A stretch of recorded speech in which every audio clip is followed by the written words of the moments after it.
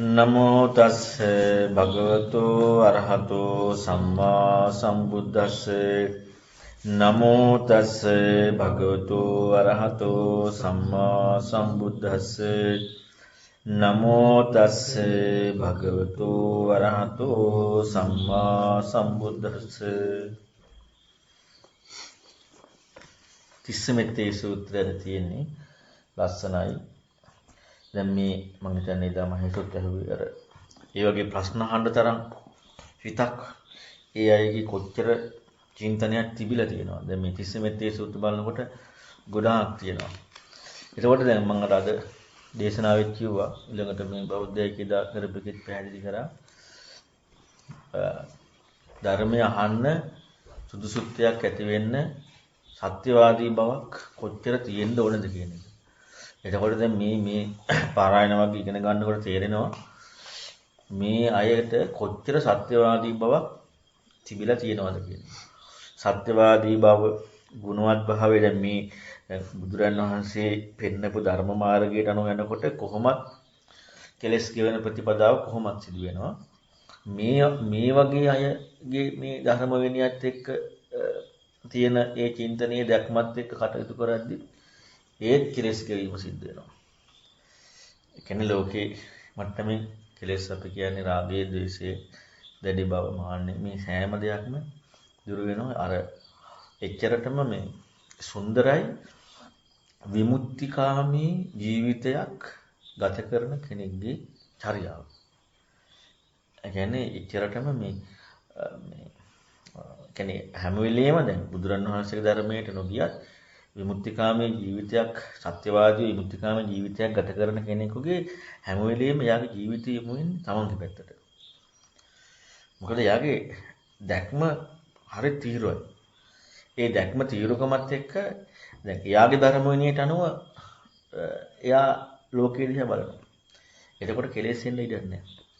දැන් ඒකයි මේ වගේ මේ විතරාගී මුනිවරු අන්නේ මුනිවරු පවා මේ ආධ්‍යාත්මික විශාල සැනසීමක් ලබන්නේ. එතකොට එහෙනම් මේ අපි තුලත් හැම වෙලෙම තේරුම් ගන්නට ඕන මේ සත්‍යවාදී විමුක්තිකාමී බවක්, සත්‍යවාදී විමුක්තිකාමී බවක්. විමුක්තිකාමී බවක් කියලා අපි නිකන් ඔහේ දැම්මට ඒක විමුක්තිකාමී බවක් නෙමෙයි. එතන තියෙන නිකන් අපි පලා යන එක. මග හැරලා යන එක. සත්‍යවාදීකමත් එක්ක විතරයි විමුක්තිකාමී බව ඇති වෙන්නේ. මෙයාලගෙත් තියෙන සත්‍යවාදීකමත් එක්ක විමුක්තිකාමී බව. හැබැයි ප්‍රශ්නේ තියෙන්නේ සැබෑවටම විමුක්ත වීම කියන කාරණාව ඉස්මතු වෙන්නේ නැහැ. නමුත් සත්‍යවාදීම විමුක්තියක් හොයන්නේ. ඉතින් ඒක නිසා අපි හැම වෙලෙම අපේ ජීවිතේ මම රදත් කිව්වේ කෙලෙසේ පැත්ත බලනකොටත් අපි හැම වෙලෙම අපේ දැක්මත් එක්ක අපේ ජීවිතය පිළිබඳව දකින්නට ඕන. එතකොට තමයි කෙලෙසේ කියන කාරණාව මේ දැකලා ප්‍රහාණය කරන්න පුළුවන්. නැත්නම් කවදාවත් කෙලෙසයක් ප්‍රහාණය කරන්න බෑ. හැබැයි ඉතින් අර ධර්මයේ විචක්ෂණයක් හිතෙනවා නම් එහෙම කරද්දි කොහොමද කෙලෙසයක් වෙන්න ඉඩ නැහැ. ඒ බලමුකෝ මේ සූත්‍රේ දැන් ඔන්න බලන්න මේක මේ තිස්සමෙත්තේ එක ප්‍රශ්නයයි අහන්නේ. ඒ ප්‍රශ්නේ තුළ ප්‍රශ්න බුදුරණවහන්සේ ප්‍රශ්න දෙකකට උත්තර දෙන්නේ. පුදුම යථාර්ථවාදීව අහන ප්‍රශ්නයක් තියෙනවා. මේ වගේ ප්‍රශ්න බුදුරජාණන් වහන්සේගේ බණ ඇහුවත් අහන්න පුළුවන්ද කියන එක ප්‍රශ්නයක්. බුදුරජාණන් වහන්සේගේ බණ ඇහුවත් මෙහෙම ප්‍රශ්නයක් අහන්න වෙයි. දැන් මේ බුදුරජාණන් වහන්සේගේ බණ අහන්න නැති අන්‍ය තීර්ථකය අහන ප්‍රශ්න. ඔන්න අහනවා ප්‍රශ්නේ මම කියවහම කියන්නේ කෝධ සන්තුසිතෝ ලෝකේ කස්සනෝ සම්ති ඉංජිතා කෝ උභන්ත මභිඤ්ඤාය මජ්ජේ මන්තා න ලිප්පති කම්බ්‍රෝසි මහා පුරිසෝති කෝ ඉද සිබ්බනි මච්චගා. බල මේකේ අහන ප්‍රශ්නේ මේ ප්‍රශ්නේම ගැඹුරුයි. මෙහිම ප්‍රශ්නයක් අහන්න කෙනෙකුට හිතෙනවා කියන්නේ කොච්චර සුන්දරයි. කෝද සන්තුසිතෝ ලෝකී. කෝද කියන්නේ කෝ ඉද කෝ ඉද. එතකොට කෝ කියන්නේ කවරෙක්, ඉද කියන්නේ ඉද ලෝකේ. එතකොට කෝ ඉද ලෝකේ මේ ලෝකේ කවරෙක් නම් මේ ලෝකේ සන්තුෂිතෝ සතුටින් වාසය කරනවාද? සන්තෝෂයෙන් වාසය කරනවා. ඔන්න ලෝකේ සන්තෝෂයෙන් වාසය කරන කෙනා කවුද? දැන් අපි සන්තෝෂය කියලා කියනකොට අපට සන්තෝෂ විවිධ දේවල් එනවනේ. දැන් බලන්නකො මෙයාට මේ සන්තෝෂය කියන කාරණාව අහන්නේ ආකින්චඤ්ඤායතනෙ දක්වා ධර්ම විනයක් එක්ක ජීවිතයේ යථාර්ථ දැක්මක් තිබුණත් සන්තෝෂිත භාවයක් ඉදිරිපත් වෙන්නේ නැහැ කියන එක. ඒ නිසා තමයි යහන්නේ මේ ලෝකයේ කවුරෙක්ද සන්තෝෂයෙන් ඉන්නේ. කස්ස නෝ සම්ති ඉංජිතා. ඊළඟට අහනවා කස්ස කවරෙකුට නම් ඉංජිතා ඉංජිත කියලා කියන්නේ සෙලවීමක්. එතකොට දැන් මොන ප්‍රශ්න පළවෙනි ප්‍රශ්නේ අහනවා මේ ලෝකේ සන්තෝෂයෙන් ඉන්නේ කවුද කියලා. දෙවෙනි ප්‍රශ්නේ අහනවා ඉංජිතා. ඉංජිතයක් කියන්නේ සෙලවීමක් නෝ සම්ති. සෙලවීමක් නැත්තේ. කවරෙකුටද මේ ලෝකේ සෙලවීමක් නැත්තේ. එතකොට මේ ඒ කාරණාව ලොකු වර්ධනයක් වෙනවා. අපි බුදුරණවහන්සේ පෙන්වන ගාථාවත් එක්කම ඒකේ අර්ථය අපි විස්තර වශයෙන් කතා කරමු. එතකොට මේ ලෝකේ කවරෙකුට නම් සෙලවීමක් නැද්ද?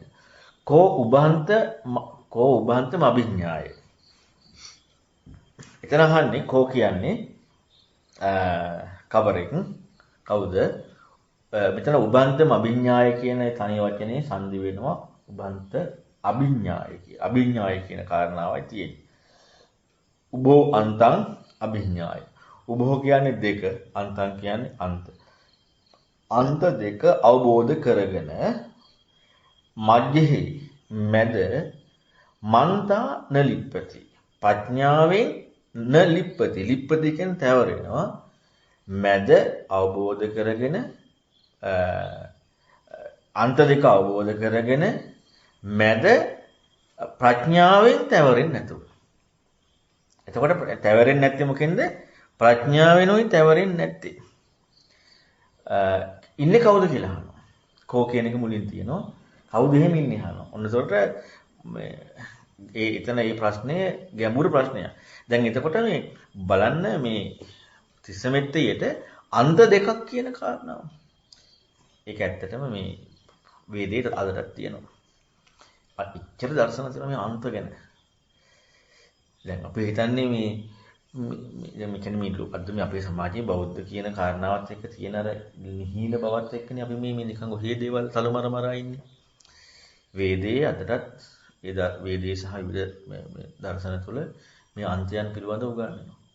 එතකොට එහෙනම් අන්ත විදියට දැනගෙන මැද නොතැවරී ඉන්නේ ප්‍රඥාවෙන් මැද නොතැවරී ඉන්නේ කවුද කියලා අහනවා. කම්බරෝසි මහා පුරුෂෝති. ඊළඟට අහනවා කෝයිද සිබ්බනී මච්චක.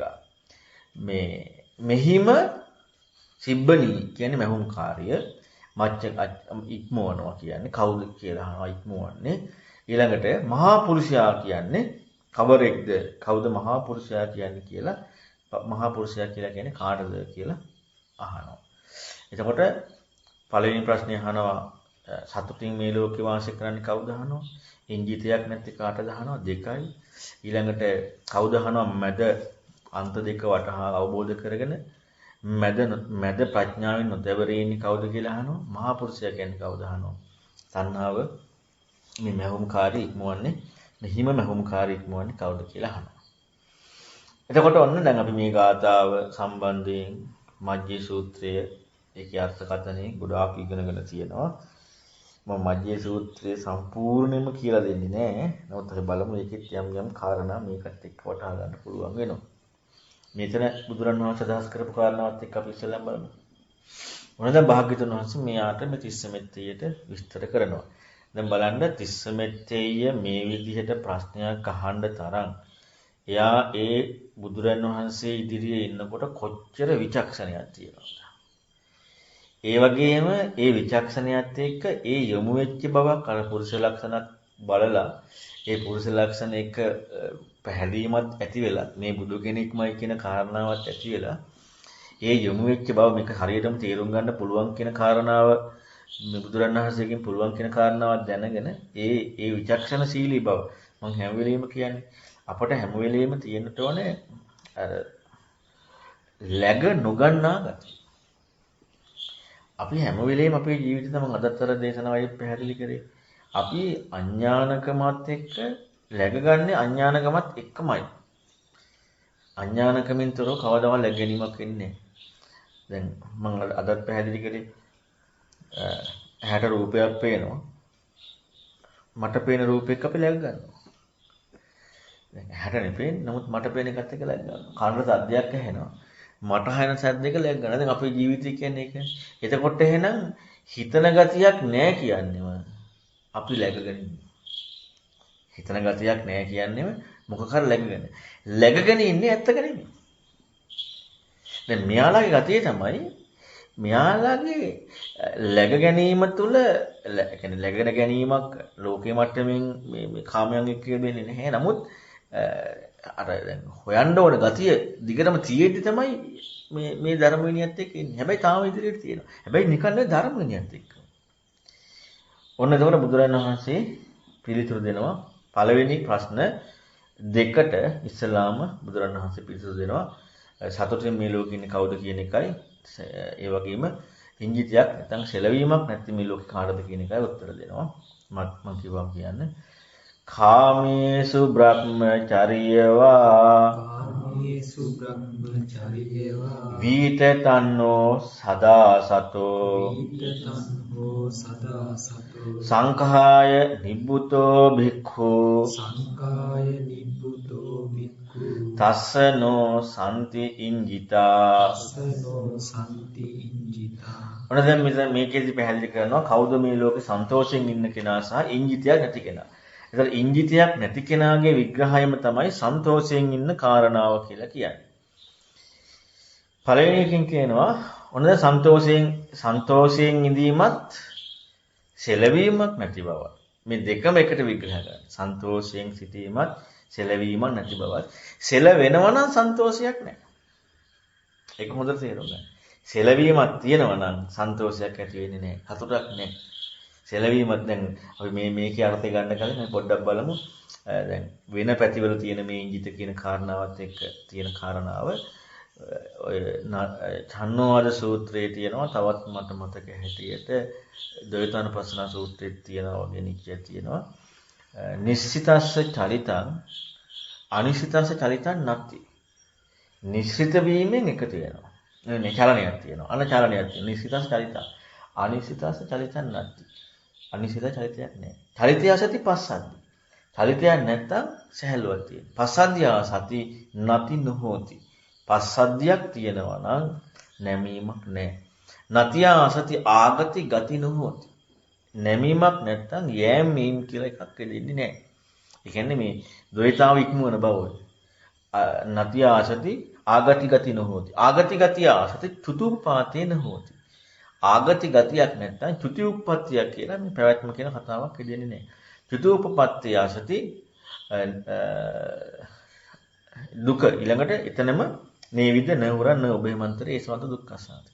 අන්න සම්පූර්ණයෙන් දුක කෙලවර කරනවා. එතකොට දැන් නිශ්චිත දැන් උන මේක අර්ථය කියලා දෙන කලින් මම ඒක පොඩ්ඩක් කියන්නම්කෝ. නිශ්චිතයාටනේ චලිතයක් තියෙන්නේ. දැන් මම අද කියපු දේශනාවත් එක්ක ඉතලා බලන්නකෝ. දැන් ඔන්න ඇහැට පෙනෙනකොට ඇහැට පෙනෙනවා හැබැයි ඇහැට පෙනෙනවා කියන එකත් එක්ක නෙමෙයි ඉන්නේ මට පේන දෙයක් එක්ක ඉන්නේ. දැන් මේකත් එක්ක එකතු වෙනවනේ. මටයි පේන්නේ. මටයි ඇහෙන්නේ. දැන් ඒ කියපු කියමන තුළම එකතු වීමක් තියෙනවා. දැන් හැබැයි සිදුවනේ ඇහෙන් දැක්කා. ඇත්ත ඇහෙන් දැක්කා. ඇහෙන් දැක්කා කියන කාරණාවේදී නිශ්චිත අනිශ්චිතස්ස නිශ්චිත කියන්නේ නිශ්චිත චලිත අනිශ්චිත චලිත නැති. නිශ්චිතයක් වෙන්නේ නැහැ. දැන් ඇහෙන් දැක්කා කියනකොට ඒ දැකීම පිළිබඳව ඇහිම පිළිබඳව කිසිම විග්‍රහයක් නැහැ.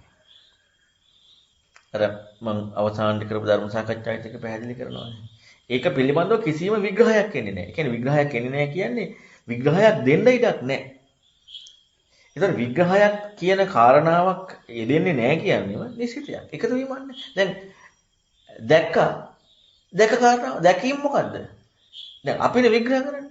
ඒ කතාව වෙන්නේ නැහැ. එහෙනම් නිශ්චිතයක් නැහැ. නිශ්චිතයක් නැත්තම් නැමීමක් නැහැ. නැමීම කියන කතාවේ කියවෙන්නේ අපේ ජීවිතයේ තනිකරම තියෙන ආශ්‍රව ක්‍රියාකාරීත්වය. ආශ්‍රව එක පැවැත්ම කියන එකට අඥානකම කියන එකට අපි ඒ දෙක ප්‍රධාන වශයෙන් ගත්තොත් කාමයේ අතහැරලා පැවැත්මයි අඥානකමයි කියන එකට නැම්මක් තියෙනවා. හැම වෙලෙම තියෙන්නේ පැවැත්මයි අඥානකමයි කියන එකට නැම්මක්. දැන් නිශ්චිත වීමක් නැත්නම් අර පැවැත්මයි අඥානකමයි කියන එකට නැම්මක් නැහැ. නැමීමක් නැහැ. නැමීමක් නැත්නම් ගතියක් ආගතියක් එනවා යනවා චුත වෙනවා උපදිනවා මේ කතන්දර ඒ කියන්නේ ඒවා නැති වෙනව නෙමෙයි. ඒ කතා ඔක්කොම ඉවරයි. ඒ කතා ටික එන්නේ මොකද්ද? දැන් අපි ගත්තොත් එහෙම දැන් ඔන්න මාව පේනකොට ඔන්න පෙනුණා. මට පෙනුණා කියනකොට මොකද වෙන්නේ? පිහිටීමක් තියෙනවා. හොඳ නම් එකතු වීමක් තියෙනවා. නරක නම් ගැටීමක් තියෙනවා. ඊළඟට පැවැත්මක් තියෙනවා. ඊළඟට ඉපදීම මරණය කියන එක තියෙනවා. මේ සියල්ලක්ම තියෙනවා. හැබැයි මේ සියල්ලක්ම තිබුණේ මොකක් එක්කද? මෝඩකම එක්ක. සියල්ලම තිබුණේ. ඇයි මෝඩකමට තමයි පෙනී ඇහැට පෙනුණා මට පෙනුණා කියලා ගත්තා. මට පෙනුණා කියලා ගත්ත එකත් එක තමයි. මෝඩකමත් එක්කයි. මෝඩකම එක්ක සම්පූර්ණයෙන්ම අන්න අර පැවැත්ම දැන් එතකොට එතන ඒ කාරණාවේදී පෙන්වන්නේ ඒ චන්නවාද සූත්‍රෙහිම ඒ කාරණා ලස්සන පෙන්නනවා. දැන් මෙතනදී මේ අහන ප්‍රශ්නේ ඉංජිතයේ සෙලවීම නැහැ කියන එකනේ. ඒතකොට දැන් ඔන්න බලන්න ඒකේ ඒ කාරණාව පිළිබඳව දැන් මම දැන් මේ චන්නවාද සූත්‍රයේ අර කාරණාව අරන් පැහැදිලි කරේ ධර්ම ස්වභාවය. දැන් මේකේ පැහැදිලි කරනවා එහෙම කෙනාගේ ජීවිතය කියන කාරණා විග්‍රහය. කාමේසු බ්‍රහ්මචර්යවා විජතනෝ සදා සතු. කාමයන් කෙරෙහි කාමයන් කෙරෙහිතර මම මේක ගොඩාක් පැහැදිලි කරලා තියෙනවා. කාමයන් කියනකොට රූප, ශබ්ද, ගන්ධ, රස, පහස මේ ප්‍රිය බව. ඒ කියන්නේ අපි සතුටින් රූපයක් එක්ක සද්දයක්, ගන්ධයක්, රසයක්, පහසක් එක්ක තියෙනවා නම් අන්න අපි එතන කාමයන් එක්ක. එතකොට බ්‍රහ්මචර්යවා කියන කාරණාවේ බ්‍රහ්මචර්යාව කියන එක තියෙනවා. කාමීහි බ්‍රහ්මචර්යාව කියලා කියන්නේ මේ කාමයේ කියන කාරණාව එක ඉන්නවා කියන එක නෙමෙයිනේ. බ්‍රහ්ම කියන වචනේ තේරුම උතුම් කියන එක. චර්යාව කියන්නේ හැසිරීමෙන් යුක්ත. එතකොට කාමයේ කියන කාරණාවත් එක්ක උතුම් හැසිරීමක් තියෙනවා. උතුම් හැසිරීමක් තියෙනවා කියන්නේ. දැන් ලෝකේ ජීවත් වෙනකොට කාමයක් එක්ක ජීවත් වෙන්නේ. කියන්නේ ගෝචර වෙනවා රූප, ශබ්ද, ගන්ධ, රස, පහස. දැන් මේක ජීවත් වෙනකොට උතුම් හැසිරීමක් තියෙනවා කියන්නේ ශ්‍රේෂ්ඨ හැසිරීමන්නේ. ශ්‍රේෂ්ඨ හැසිරීමේ ස්වභාවය තමයි අර්ථාන්විත භාවය. දැන් අපි යමක උතුම් කියලා කියන්නේ හරිම විදිහටනේ. ශ්‍රේෂ්ඨම දේත් එක්ක. එහෙනම් ශ්‍රේෂ්ඨම හැසිරීම කියනවා නම් අන්න ඒකේ නම් මොකද ඊළඟට ඒ කරුණ ටික විග්‍රහ වෙනවා. ඒ උතුම් හැසිරීමෙන් යුක්ත වෙනකොට ඒ චර්යාවෙන් යුක්ත වෙනකොට එයාගේ තියෙන්නේ මේ අර මෝඩකම කියන උතුම් නැති භාවය නෙමෙයි. මෝඩකම කියන අහුවෙච්ච බව නෙමෙයි. උතුම් හැසිරීමක් තියෙන්නේ. ඒ විතරක් නෙමෙයි. වීත තණ්හෝ සදා සතෝ. හැම කල්ලිම සිහියෙන් යුක්තව තණ්හාව දුරු කරලා හැමදාම සතිමත්වයි ඉන්නේ.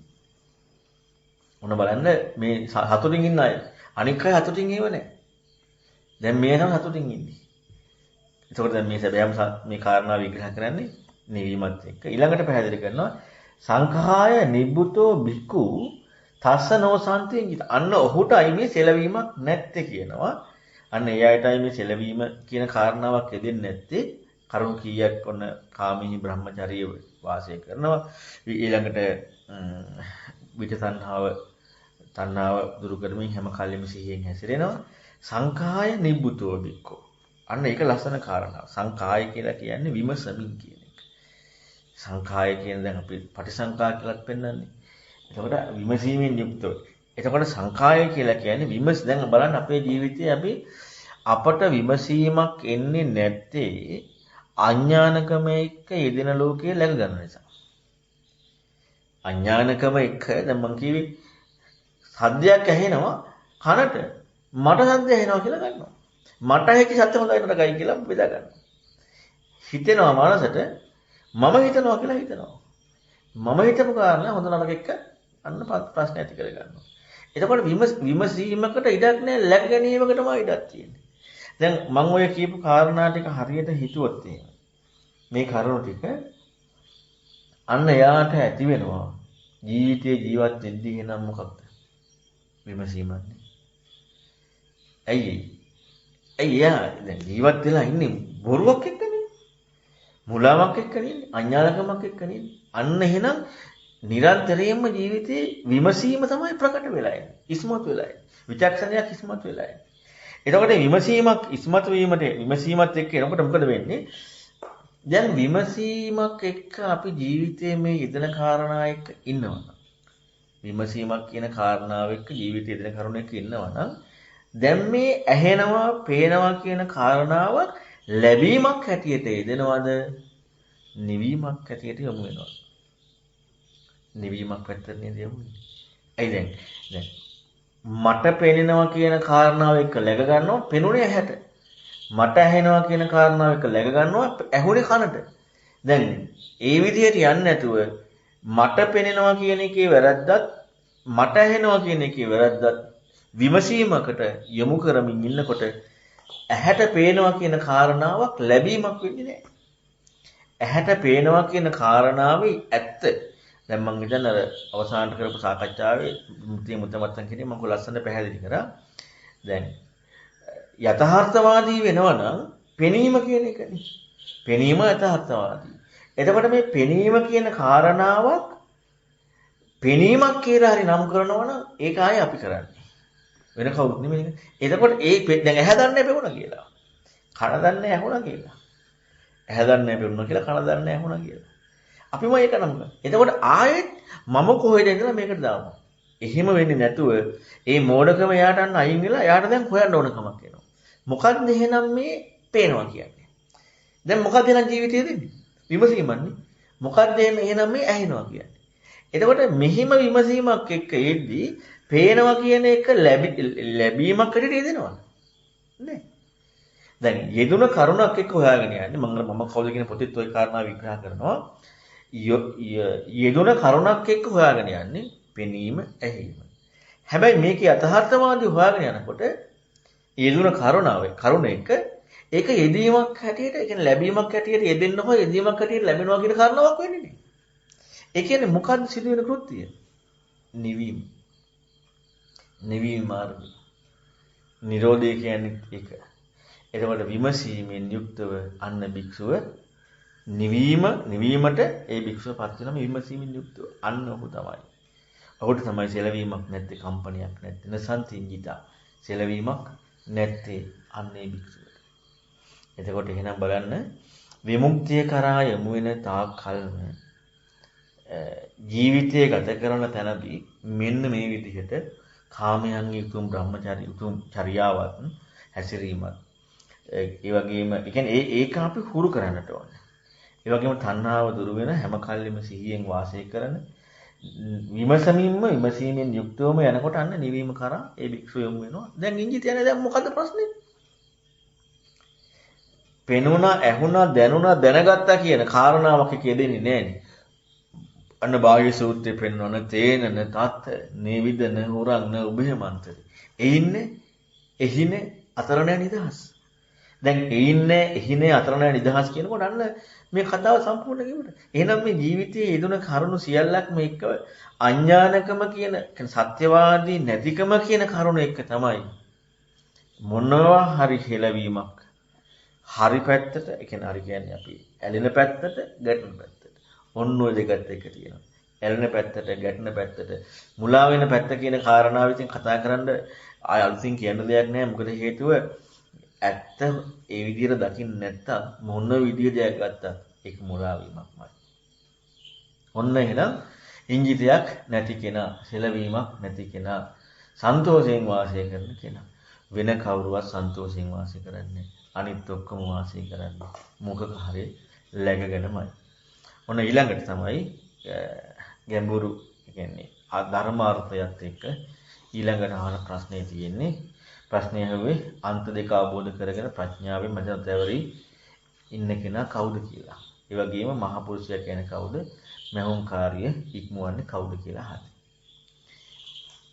ඒකත් මම කියන්නේ සෝභාන්ත මභිඤ්ඤාය මජ්ජේ මන්තා නලිප්පති තම්බ්‍රෝමි මහා පුරිසෝති තම්බ්‍රෝමි මහා පුරිසෝති සෝද සිබ්බනී මච්චගාති. සෝත සිබ්බනී මච්චගාති. දැන් මේක තමයි මජ්ජේ සූත්‍රයටත් අර්ථකථනය කරන්න ගන්නෙ. දැන් මේක තිස්සමෙත්තේ යහපු ප්‍රශ්නයක් එක්කයි තියෙන්නේ. මෙතනදී මජ්ජේ සූත්‍රයේ එක කාරණාවක් තමයි බුදුරජාණන් වහන්සේ අර්ථාන්විත කරලා තියෙන්නේ. එතකොට ඒක අර්ථාන්විත කරලා තියෙන්නේ බුදුරජාණන් වහන්සේ තිස්සමෙත්තේය කියන ඒ පරිබ්‍රාජකයා හිතන විදිහත් එක්ක යෙදීමක් ලැබිලා තියෙනවා මොනවා. ඔන්න ඔකට අදාළ ටික. එතකොට ඒක එක තමයි එයා අහන්නේ. දැන් එතකොට එයාම අහනවා දැන් මම කලිනුත් පැහැදිලි කරේ එකයි අන්ත බවක් මේ විමුක්තිකාමී සමාජය තුළ තියෙනවා. අපි උදාහරණයක් ගත්තොත් දැන් මේ මොනවා හරි දැන් ওই කළු නිසා සුදු තියෙන සුදු නිසා කළු තියෙන මේ ඔක්කොම දන්නවා ඒක. ඒකයි බුදුම මේ චින්තනයක් තියෙන විමුක්තිකාමීත්වය. ඊළඟට කන්දක් නම් කන්ද කතා කරන්නේ පල්ලමක් එක්ක. ඊළඟට තද කතා කරන්නේ හද නැති බවක් එක්ක. කළු කතා කරන්නේ සුදු එක්ක. සැප කතා කරන්නේ දුක එක්ක. මෙන්න මේ විදිහේ ද්වෛතාවයක් පිළිබඳව අන්තයන් පිළිබඳව කතා කරilla විමුක්තිකාමී සමාජය තිබිලා තියෙනවා. එතකොට ඒ අයගේ අසාමාන්‍ය හිතීමක් තිබිලා තියෙනවා. ඒ නිසා තිස්සමෙත්තේ යහන්නේ අන්ත දෙක තේරුම් ගන්න කෙනා කවුද? එතෙක් අන්ත දෙක තේරුම් ගන්න බෑ. බලන්න මේ තිස්සමෙත්තේට දැන් මෙච්චර අකින්චඤ්ඤායතන දක්වා ධර්මණයක් කුරු කරලත් අන්තයන් පිළිබඳව දැනගෙන හිටියත් අන්තයන් අවබෝධ කරගන්න බෑ කියලා දැනගත්තා. දැන් මම එකට කියන්නම් මෙහෙම. දැන් අපි අපේ පැත්ත ගත්තොත් ඔන්න අපට එදෙනවා සැප. අපි සැපයක ඉන්නකොට අනිවාර්යෙන් සැප කතා කරන්නේ දුකත් එක්ක. මොන දුකක් එදෙනවා. දුක කතා කරන්නේ සැපක් එක්ක.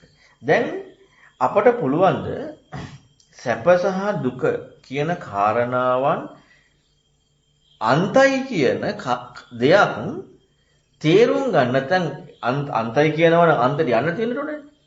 යන්න නැතුව මේ පිළිවෙල දකින්න. හිතන්න පුළුවන්. අවබෝධ කරන්න බෑ. කොහෙන් කතා කරත් අන්තයකට යන්නේ. දැන් පාට කතා කරත් ඊළඟට ලස්සනකට කතා කරත් මොන දේ කතා කරත් අපි අනිත් පැත්තට ගිහිල්ලා තමයි මේ පැත්ත කතා කරන්නේ. එතකොට ඒ කතාව ඒ වැටහීමෙන් යුක්ත භාවය මොකක්ද? එතන අන්ත කියන්නේ ඒ දෙක දෙපැත්තම ලැබිලානේ. ලැබුණා නම් ඒ දෙක ලැබිලා අන්ත කිව්වාය කිව්වට ඒ දෙක ලැබිලා අන්ත කිව්වාය කිව්වට අන්ත අවබෝධ කරගත්තා නම් අන්ත වලට නොයන්න පුළුවන් ගතියක් තියෙනවා. නමුත් අන්ත අවබෝධ කරගෙන නැහැ. අපට මේක අන්තයි කියලා කියන්න පුළුවන්. දෙපැත්තක් කියලා කියන්න පුළුවන්. ඒ වුණාට අන්තය පිළිබඳව ඥානයක් නැහැ. ඒ නිසා යහන්නේ කවුද අන්ත අවබෝධ කරන්නේ කියලා. විශේෂයෙන් අවබෝධ කරන්නේ කවුද? අභිඥාය. එතකොට ඒ අන්ත අවබෝධ කර ගැනීම කියන කාරණාව ප්‍රතිපදාත්මකව යමු වෙන්න මේ ඊළඟ ප්‍රශ්නේ අහන්නේ මැද නොතවරෙන්නේ ප්‍රඥාවෙන් මැද නොතවරෙන්නේ. අන්ත අවබෝධ කරගෙන ප්‍රඥාවෙන් මැද නොතවරෙන්නේ. අන්ත බව දැකීමම මැදක් බව ලැබීමක් සිදු නොවීම. ඔන්න ආයෙ තේරුම් ගන්න. අන්ත බව අවබෝධ කිරීමම මැදක් බව නොතවරීම. දැන් අරකින් හිතන්නකො සැප කියන එක අන්තයක්. දුක කියන එක අන්තයක්. හැබැයි සැප දුක කියලා අන්ත දෙකක් අපි කියනවා අන්තයි කියලා. අන්ත කියන ඥානයක් නෙමෙයි තියෙන්නේ. මොකද වෙලා තියෙන්නේ? මේ දෙක නැති බවක් එක්ක ඉඳපු භවයේ තවරිලා. නැද්ද?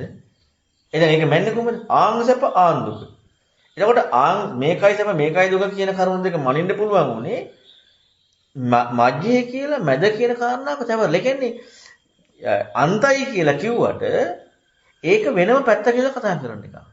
වෙනම පැත්ත කියලා කතා කරන්නේ මේ පැති දෙකට යන්නේ නැහැ කියලා හිතලා ඒ කියන්නේ ඒක හිතිල්ලක් විතරයි වෙන කාරණාවක් එක්ක ඉන්නවා. එතකොට ඒක තැවරිලා. දැන් අදුක්කම අසුක සැප දුක නැති බව කියන කාරණාවක් තමයි යෙදීමක් හැටියට තැවරීමක් කියලා. ඒ දැන් අර දෙකත් එක්ක නෑ අර දෙක වෙනම අන්ත දෙකක් කියවනේ. දැන් යෙදීමක් එක තැවරිලා. සැප දුක නෑ කියලා. හැබැයි අන්ත අභිඥා වෙලාද එහෙනම්? අන්ත අභිඥා වෙලා නැහැ. අන්ත අභිඥා වුණා නම් අන්ත කියන කාරණාවට නොයනවා නම් අන්ත නැති බවක් ඉන්න විදියක් නැහැ.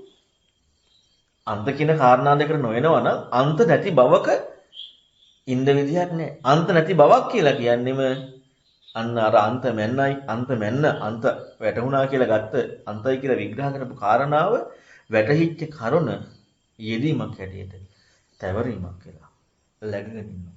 එහෙනම් අන්ත දෙකට යන්නේ නැත්නම් මැද තැවරෙන්න බෑ. මැද තැවරෙන්නේ නැත්තේ දැන් උභන්ත අභිඥාය. අන්ත දෙක අවබෝධ කරගන්නවා. ඒකත් අවබෝධයක්. හැබැයි අන්ත දෙක අවබෝධ කරගත්තේ මජ්ජේ මන්තාන ලිප්පති. මැද කියන කාරණාවේ ප්‍රඥාවෙන් තැවරෙන්නේ. ප්‍රඥාව නිසා මැද කියන එකේ තැවරෙන්නේ. මැද කියන එකේ තැවරුනොත් මොකද වෙන්නේ? ආන් අන්ත දෙකක් කියලා කියනවා. හැබැයි අභිඥා නෙමෙයි. අවබෝධ කරගෙන නෙමෙයි. ඒ දෙක වෙනම තියෙනවා. ඒ දෙක නැතුවම ඉන්නවා. ඔන්න ඔය විදිහේ විග්‍රහයක් තියෙනවා. බලන්න මේ මජ්ජේ සූත්‍රය අපි විග්‍රහ කරලා බලමු. මේ මජ්ජේ සූත්‍රයේදී සම්පූර්ණයෙන් තියෙන විග්‍රහයමයි. තම්බ්‍රෝයි මහා පුරුෂෝති අන්‍යයාට කියනවා මහා පුරුෂයා කියලා. ඔහු තමයි මෙහිදීම තණ්හාව කියන මහමුකාරී ඉක්මවනවා. ඔන්න ඔය ටික කියනකොට මේ තිස්ස මෙත්තේගේ ජීවිතේ දකින්න දැක්මත් එක කතා කරාම අන්ත ඉක්මවල දැන් යා මහා ප්‍රශ්නේ. යා මහා ප්‍රශ්නේ මේ විදිහට ප්‍රතිපදාවක් යොමු වෙන්න පුළුවන් උනේ කියන කාරණාව ඒක විතරක් ගන්න යොමු වෙලා තියෙනවා. දැන් හිතලා බලන්න සත්‍යවාදී කෙනෙක්ගේ ලක්ෂණය ගත්තාම මම අද කරපු දේශනාවෙත් පැහැදිලි කරේ හිතෙන්නේ මනසට. හැබැයි හිතපු බවක් ලැබුණේ මට. හිතෙන්නේ මනසට හිතේ බවක් ලැබුණේ මට. සත්‍යවාදී කෙනා මට හිතිච්ච කාරණාවක කටයුතු කරන්නේ නැහැ. දැන් සාමාන්‍ය යොමු වෙන්න බැරිකම තියෙන්නේ මට හිතිච්ච කාරණාවක කටයුතු කරන නිසානේ. දැන් මට හරි කියලා හිතෙනවා. ඔය කියන්නේ පංචපාස්කන්ධ ගැන, අර කියන්නේ අර ගැන. දැන් ඒවා හිතුනේ කාටද? මනසටද? දැන් මනස දන්නේ නැහැ මොකක්වත්. මට හිතන්නේ. දැන් මට හිතිච්ච කාරණාවක ඒවා ටික ඕගාලා එනවා. ඔය කියන්නේ අරක, ඔය කියන්නේ අරක, ඔය කියන්නේ අරක කිය මේ එනවා. දැන් ඒව මට හිතෙච්ච දේවල්. දැන් ඕක කටයුතු කරන්න යනවා සත්‍යවාදී කෙනා. නෑ. එයා යමු වෙන්නේ සම්පූර්ණයෙන්ම මේක කොහොමද වෙන්නේ කියන කටයුත්තත් එක්ක. හොයන ගතියනේ තියෙන්නේ. දැන් ප්‍රශ්නයක් අහනවා හොයන ගතියත් එක්ක. හොයන ගතියත් එක්ක ප්‍රශ්නය අහද්දී සම්පූර්ණයෙන් නැමිලා මගේ මනසට ආපු මම හිතවා කියන කාරණාව කියන්නේ නෑ. ඔන්න ඔය ගතිය ආපු නිසා තමයි එයා මහපු ප්‍රශ්නේදී දැන් එයාට නේනවා අන්ත අරක මැද මේක හරි දැන් දැවරෙන්නේ නැතුව ඉන්නට ඕන. ඒ කතාව මුකුත් යන්නේ නැහැ. ඒ කතාව ඔක්කොම ඉන්නේ මොකක් එක්කද? මනසට හිතෙච්ච දේ මං හිතුව දෙයක් නේ ඒක. මං හිතපු කාරණාව ගත්ත හරි කියලා. හරි කියලා අරගෙන ඒකත් එක්ක ඉන්නවා. ඒක එක්ක ඉන්නේ නැහැ සත්‍යවාදී කෙනා. සම්පූර්ණයෙන් යමු වීම තියෙනවා. එතකොට ඒ නිසාන්න අන්ත ගැන කියද්දි අන්ත ගැන ලැබීමක් වෙන්නේ නැහැ. අර යමු වීමත් එක්ක විචක්ෂණයත් එක්ක මොකද වෙන්නේ? අන්ත අභිඥා වෙච්ච බව නම් ලැබෙන්නේ නැහැ. අභිඥා කියනකොට දැන් අපි ගත්තොත් සැපාන්තය දුකාන්තය. සැපයි දුකයි විග්‍රහ කරනවා නම් අන්තයක් කියලා අවබෝධ කරගත්තාම දැන් ඒක දැන් අපි ගත්තොත් එහෙම අසුචි. මේ අසුචි. ෂෝක අසුචි කියනවාද අසුචි කියනවාද? අහක තියෙන දෙන අසුචි කියන්නේ අතේ ගාගෙන අම්මෝ අසුචි කියන්නේ ඉබිමා කියන්නේ නැහැ නේ. ඔන්න ගින්දර කියනවා. මේ ගින්දර කියලා අල්ල සතුටින් කියන්නේ නැහැ නේ. එතකොට එහෙනම් ඒ කාරණාවක් ලැබෙන්න විදියක් නැහැ. අන්න ඒ වගේ තමයි සැපයි දුකයි කියලා විග්‍රහයක් ලැබෙන්න විදියක් නැහැ. අන්තහා එකතු වෙන්නේ නැහැ. එකතු වෙන්නේ නැහැ කියලා කියන්නේ අන්ත බවක විග්‍රහයක් හෝ ලැබෙනවා කියන එක මැන්නේ නෑනේ. මනින්න කියන්නේ අන්න අභිඥා වුණා. එහෙනම් ඒක එකතු වෙන්නේ අන්න ඒකයි මැද තැවරෙන්නේ නැහැ කියන්නේ. මජ්ජී මන්තාන ලිප්පති ප්‍රඥාවෙන් මැද තැවරීමක් වෙන්නේ නැහැ. එතකොට ඒ කාරණාව අර තිස්සමෙත්තේ මේ හිතාගෙන යන කරුණත් එක දැන් මෙතනදී අපි මජ්ජේ සූත්‍රයේ තියෙන මෙතෙන්ද කීපාර්ථ ගම්මකෝ. මජ්ජේ සූත්‍රයේ බුදුරණවහන්සේ පැහැදිලි කරනවා මේ භික්ෂුන් ඇහුවට පස්සේ මම උතන අදහස් කරේ පස්සෝකෝ ආවසෝ ඒකවන්තෝ පස්ස සමුදය ဒ ුතියවන්තෝ පස්ස නිරෝධෝ මජ්ජේ තණ්හා සිබ්බනි තණ්හා හිනන්තස්ස තස්සේ බව සබ්බනිබ්බත්තිය කියන මෙන්න මේ විග්‍රහය බුදුරණවහන්සේ පැහැදිලි කරන ඕක තමයි මම අදහස් කරේ කියලා. එතකොට එතන අදහස් කරේ මොකද්ද? පස්සෝකෝ ආවසෝ ඒකෝ අන්තෝ. යෙදීම කියන කාරණාව තමයි ඒකාන්තය. දැන් ඔන්න බලන්න යෙදීම අන්තයක්. යෙදීමක් බව ලැබුණ යෙදීමක් හටගත්ත නිසා. යෙදීමේ දැන් සාස්වත පැත්තට ගියා නම් යෙදීමක් ඇති බව වෙනවා. දැන් අපිට බලන්නකො. දැන් අපි කොච්චර කතා කරත් පේනකොට අපි ආයෙත් දානශාලාව තියෙනවනේ. යෙදීමක් වෙලා නෙමෙයි තියෙනවා ඒකාන්තය. යෙදීමක් කියන යෙදීම හට ගැනීමක් කියන කාරණාවක් ඒ කාරණාව කිසිමත් වෙන්නේ නැහැ. හැබැයි යෙදීම අන්තයක්, යෙදීම හට ගැනීම අන්තයක්. මේ අන්තයක් කියලා දකිනකොට යෙදීමක් කියන භවක ලැබීමක් වෙන විදියන්නේ. දැන් අපි ගත්තොත් දැන් මේ තිස්සමෙත්තේගේ චින්තන ස්වභාවය ගත්තාම කිසිදු කාරණාවක් එක්ක ලෝකේ මට්ටමින් läග නොගන්නවා වුණාට යම් කිසි කාරණා කියන්නේ එච්චරට ගැඹුරින් කියන්නේ ඒකයි. යම් කිසි කාරණාවක යෙදීමක් තියෙනවා. ඒකේ විග්‍රහයක් නැහැ. මොකද්ද කියලා. යෙදීමක් තියෙනවා. එතකොට මේ යෙදීම කියන කාරණාවයි ඒ යෙදීම දැන් සාහසත බවකට ගිහිල්ලත් නැහැ. මේ හිතන ගතියක් එක තියෙන්නේ. ඇති බවකට ගිහිල්ලා නැහැ. ඉදමෙව සත්‍ය මොගමඤ්ඤම් කියන කාරණාවට යන්නේ නැහැ. යෙදීම හට ගැනීම. දැන් යෙදීම හට ගැනීමයි අන්ත බවක් කියන කාරණාව සංකල්පයකින් නැතුව අභිඥා වුණා නම් එහෙම දැන් එතකොට යෙදීම කියන කාරණාවක් කතා කරන්න පුළුවන් නේද? බැරි වෙනවා. අන්න කතාව ඉක්මුණා. අන්න පස්ස නිරෝධී මැද. තවදලා නැහැ. හැබැයි බීම් පස්සේ සමුදය කියලා කතා කරලා පැත්තකලා ඉනකොට එතකොට දැන් යෙදීමක් කියන එකයි යෙදීම හට ගන්නවා කියන එකයි දෙකම හම්බලා තියෙනවා මේ. දැන් එතකොට මොකද තියෙන්නේ මේක විග්‍රහ කරන්නේ? ඕන් හටගත්තාම තියෙනවා. ඕන් හටගත්තාම තියෙනවා. දැන් මේ දෙක අන්ත දෙකක් කියලා විග්‍රහයක් හැටියට කොහොමද දෙන්න පුළුවන්? යථාර්ථවාදීව දෙන්න බෑ. දැන් අද අපි ගත්තොත් එහෙම අද තියෙන දේ තමයි බීම් මේක යෙදීම මේන් හට ගැනීම කියලා අපිට විග්‍රහ දෙකක් තියෙනවා. අඩුම තරමේ යෙදීම කියන මේ පස්සේ කියන මේ කාරණාවේ ඒ වචනටත් අර්ථාන්විත වෙලා නැහැ. අර්ථාන්විත වුණා නම් මේ දැන් තියෙන එකක් නෙමෙයිනේ යෙදීම කියන එක අන්තයක් යෙදීම හට ගැනීම කියන එක අන්තයක් කියලා. තියෙන දෙයක් නෙමෙයි. ඉතින් එහෙනම් තියෙන දෙයක් නෙවෙයි නම් මේ දෙක දකිනකොට අන්ත දෙකක් කියලා කොහොමද මේ ඒ දෙකේ විග්‍රහයක් වෙන්නේ? අන්න යෙදීම කියන නිරෝධය තැවරීමක් වෙන්නේ නැහැ. මන්තා මජ්ජේ මන්තාන ලිප්පති. එතකොට මේ ඒ කාරණාව තමයි තිස්සමෙත්තේට බුදුරණවහන්සේ අදහස් කරේ.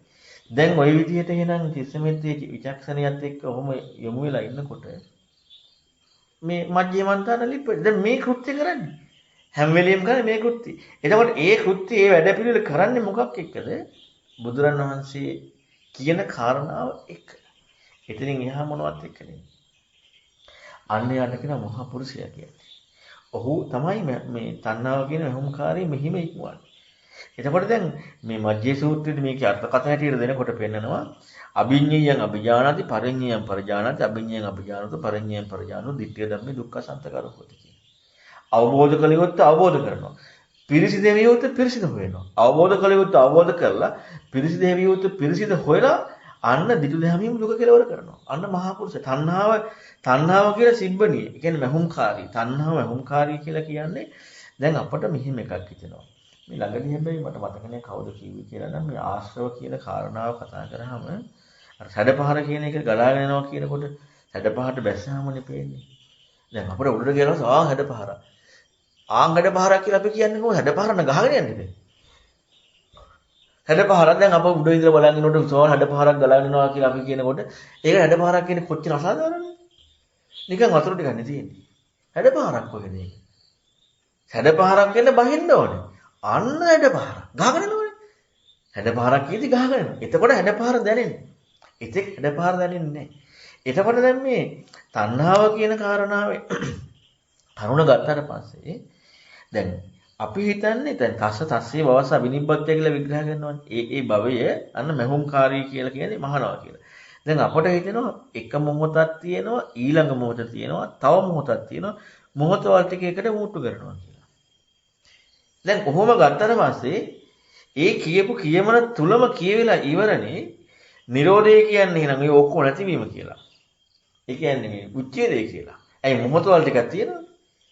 දැන් අපි ගත්තොත් දැන් අපි උනාද ගොඩාක් කතා කරන එක තමයි මේ මොහොතේ දැක්කා ඊළඟ තව මොහොතක් තියෙනවා තව මොහොතක් තියෙනවා මේ ඔක්කොම ටික එකට මූට්ටු කරලා අපට සම්තතියක් හැටියට මේ ඔක්කොම ටික එනවා. එහෙම කතා කරන්න ගියොත් එහෙම සම්පූර්ණයෙන්ම මේ අර සාස්වතවාදී උච්ඡේදවාදී ඒ වගේම මේ දැන් අවිද්‍යාවෙන් යමක් තියෙනවා අවිද්‍යාවෙන් මේ පැවැත්මක් කියන කාරණාව නෙමෙයි හම්බ වෙන්නේ මෙහෙම සම්තතියක් තියෙනවා ඒක ඇත්තක්. ඒ කියන්නේ විද්‍යාවට හම්බ වෙන එක. විද්‍යාවට ඒක හම්බ වෙන විදියක් නේ. අවිද්‍යාවෙන් නම් එහෙම විග්‍රහයක් තියෙන දෙයක් නේ. එතකොට දැන් සිබ්බණී කියන මහුම්කාරී කියන කාරණාවේ අර්ථයම මේ පැවැත්ම කියන කාරණාවක් එක්ක. ඒ කියන්නේ දැන් යමක් යෙදීමක් බව ලැබීමම මොකක් එක්කද සිදු වෙන්නේ අඥානකමත් එක්ක. යෙදීමක් බව ලැබීමම අඥානකමකින් යුක්ත වෙනවා නම් දැන් අන්න තදබි නන්දති. සතුටින් ඒක පිළිගන්නවා. සතුටින් ඒක පිළිගන්නවා කියන කාරණාව එක ගත්තට පස්සේ මොකද වෙන්නේ? දැන් මේ මොහොත ඇත්තටම ලැබිච්ච එකයි ඊළඟ මොහොතයි මහරව නෙමෙයි. අඥානකම කියන කාරණාව එක යෙදීමක් ලැබුණා. ඊට පස්සේ මොකද වෙන්නේ? අන්න ඊළඟට දැන් අඥානකම මත පාදක වෙලානේ. දැන් මොකද වෙන්නේ? දැන් අන්න ඒකට අදාළ වෙන විදිහට අර සියලු දේවල් එකතු වෙනවා. ඔන්න ඕක තමයි මහරව කියන්නේ.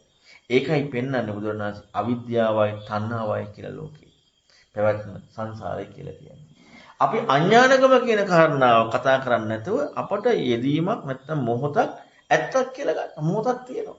ඒ මොහොත ඊළඟ මොහොතයි වань මේක නොදැකීමයි මෝඩකම කියලා ගන්නවා. නෑ. එතකොට දැන් මොහොත තියෙනවා කියන එක. ඉතින් ඒක එහෙනම් ඒක නෝනක්කාරකමයි. මොහොත තියෙනවා. එහෙම ගැනීමක් නෙමෙයි මොහොතක් හරි මොනවා හරි යෙදීමක් කියලා සිදුවීමම අඥානකමත් එක්ක. අන්න ඒකත් එක්කයි තණ්හාව මහන්නේ. එතකොට මෙන්න මෙයාට කියන මහා පුරුෂයා. එතකොට මේ මහා පුරුෂයාගේ ස්වභාවය තමයි අන්ත බව අභිඥාවෙන් යුක්තව මැද නොතැවරීමේ කටයුත්තත් එක්ක ප්‍රඥාවෙන් සිදුවෙනකොට අන්න අර අඥානකමින් යෙදීමක් හම්බ වෙලා ඒ යෙදීම පැවැත්මක් එක්ක සිදුවෙලා යන හැටි දකිමින් වාසය කරනවා. දැන් මේ විදිහට වාසය කරනකොට දැන් හැම වෙලෙම මොකද්ද කරන්නේ? අවබෝධයයි පිරිසිදු බවයි. අවබෝධයයි පිරිසිදු වෙන බවයි. අවබෝධය කියලා කියන්නේ ඒ වැටහීම පිරිසිදු වෙනවා කියලා කියන්නේ ඒ දුන කාරණාව අන්න හොයාගෙන යනවා කියන එක. එතකොට මේ කරුණු කරනකොට මොකද වෙන්නේ? ජීවිතයේ යෙදෙන හැම එකක් එක්ක මේ කරුණු කරනකොට දැන් පිහිටීමක් වෙයිද? නෑ. අන්න දිටුද හැමීම දුක කෙලවර කරනවා. එතකොට මජ්ජේ සූත්‍රයේදී කතා කරපු ඒ පස්සය කියන කාරණාව තමයි මෙතන පැහැදිලි කරන්න කියලා බුදුරණවහන්සේ වදාරනවා. අපි මේක කතා කරපු නිසා ඊතුරු කරුණු ටිකත් අපි බලමු පොඩ්ඩක්. එතකොට ඒකේ ඉස්සෙල්ලාම තව පෙන්නනවා ච අජ්ජත්තිකානි ආයතනානි ඒකවන්තෝ ච බාහිරානි ආයතනානි දුතියවන්තෝ විඥාන මජ්ජී කියලා. දැන් මෙන්න මේක හොඳට හිතන්නකෝ. ආධ්‍යාත්මිකයි කියලා ආයතනයක් ගන්නෙ කොහොමද? බාහිරයි කියලා ආයතනයක් ගන්නෙ කොහොමද? දැන් ආධ්‍යාත්මයයි කියලා ගන්නවා කියලා කියන්නේ අපි මෙහෙම හිතනවානේ. ආධ්‍යාත්මික හරියක නෑ බීන් ආධ්‍යාත්මික හරියක බාහිර හරියක. ආධ්‍යාත්මිකයි බාහිරයි කියලා මනින බෙදා ගැනීම තුලම තියෙන්නේ මොකද්ද? නූනක්කාරකවන්ද? නෑනේ. ආධ්‍යාත්මිකයි බාහිරයි කියලා බෙදා ගැනීම තුලම තියෙන මොඩකමන්නේ. දැන් අපට හම්බෙන්නේ බීන් ආධ්‍යාත්මික ආයතනයි. බාහිර ආයතන. හරියට තියෙනවා ඒ. දැන් ඕකට යන්නේ ආධ්‍යාත්මිකයි බාහිරයි කියන කතාව යෙදෙන්නේ මොකක් එක්කද? කතාව යෙදෙන්නේම අඥානකමත් එක්ක. ඒකෝට ඔක දහහට දකිනකොටම අන්ත බව ඥානෙ මජ්ජින ලිප්පති. දැන් පටිච්චසමුප්පාදේ විග්‍රහ කරගෙන යනකොට නාම රූප පත්‍ය සලආයතන කියනවා. දැන් අපි ඕකට දානවා සලආයතන කියනකොට දැන් ඒකේ පටිච්චසමුප්පාදේ විභංග කරලා පෙන්නකොට මොකද්ද සලආයතනේ? චක්කායතනේ, සෝතායතනේ, ගහනායතනේ, දිව්වායතනේ, කායායතනේ, මනායතනේ. දැන් උතන පැහැදිලි කරලා නැහැ. අපි සලආයතන කියනකොට ඇහක් තියෙනවා, රූපයක් තියෙනවා, කනක් තියෙනවා, ශබ්දයක් තියෙනවා. නාසයක් තියෙනවා, ගන්ධයක් තියෙනවා, දිවක් තියෙනවා. එහෙම විග්‍රහයක් නැහැ. ආධ්‍යාත්මික බෙදා ගැනීමයි බාහිර බෙදා ගැනීමයි කියන කාරණාව තුලම යෙදුනේ මොකද්ද? පැවැත්මක්. ඒක ඥානයක් වෙනකොට ඒ බෙදා ගැනීම ඉන්නේ නැහැ. දැන් අපි අද ගන්නේ ආධ්‍යාත්මික කියලා හරිම හයක් තියෙනවා. බාහිර කියලා හරිම හයක් තියෙනවා. ඕකම තමයි අඥානකම. එතකොට ආධ්‍යාත්මීය එතුව පටිසමුප්පාද ධර්මයේ හැටියට පෙන්වනකොට චක්කායතන ආදී ආයතන 6 විග්‍රහ කරනවා. අපි ඔකට අහපව ගිල්ලවන්න ගියොත් එහෙම ඕක ඇහැ කියන එක රූපයෙන් තොරව නෑ, රූපෙත් තියෙනවා. දැන් අපි මේ ද්වේතාවේ දාලා ඉවරයි. ද්වේතාව වැත්තක් කියලා දාලා ඉවරයි. නාම රූපපත්‍ය සලආයතනන් කියන මේක දකින තැනදී මේ ප්‍රත්‍යක් නේ දකින්නේ. මේ ප්‍රත්‍යක් නේ විමසන්නේ. එතකොට අහපව මේ ඇහැකට රූපය නැතුව ඉන්න බෑ කියන කතාවක් මොකටද අවශ්‍ය වෙන්නේ? අපි ආයේ ලෝකේ තියෙන සත්‍යයක් කියලා විග්‍රහයක් කරන්න යන්නේ. කොච්චර අඥානකමද? එතකොට එහෙනම් අර අජ්ජත්තික ආයතන කියන කතාවත් බහිද්ධ ආයතන කියන කතාවත් කියන මේ කතා දෙකේ ද්වේතාවේ බෙදා ගැනීම අන්තවාදී. ඒ දෙක බෙදා ගැනීම කියන්නේම අජ්ජත් ආයතන 6යි බාහිර ආයතන 6යි කියලා බෙදා ගැනීම කියලා කියන්නේම අන්තවාදී බව. අන්තවාදී කියලා කියන්නේ අන්ත අභිඥා නෙමෙයි. අන්ත තුල දැන් අපි හිතනෝනේ දැන් අපිට 60 රූපයක් පේන්නේ 60 රූපයයි කියලා දෙකක් තියෙනවා. දැන් දෙකක් තියෙනවා කියලා මෙන්න. දැන් දෙකක් තියෙනවා කියලා මැනීමේ කෘත්‍යයක් සිදු වුණ බවම නේද ඒ දැන ගැනීම අඥානකම කියන්නේ.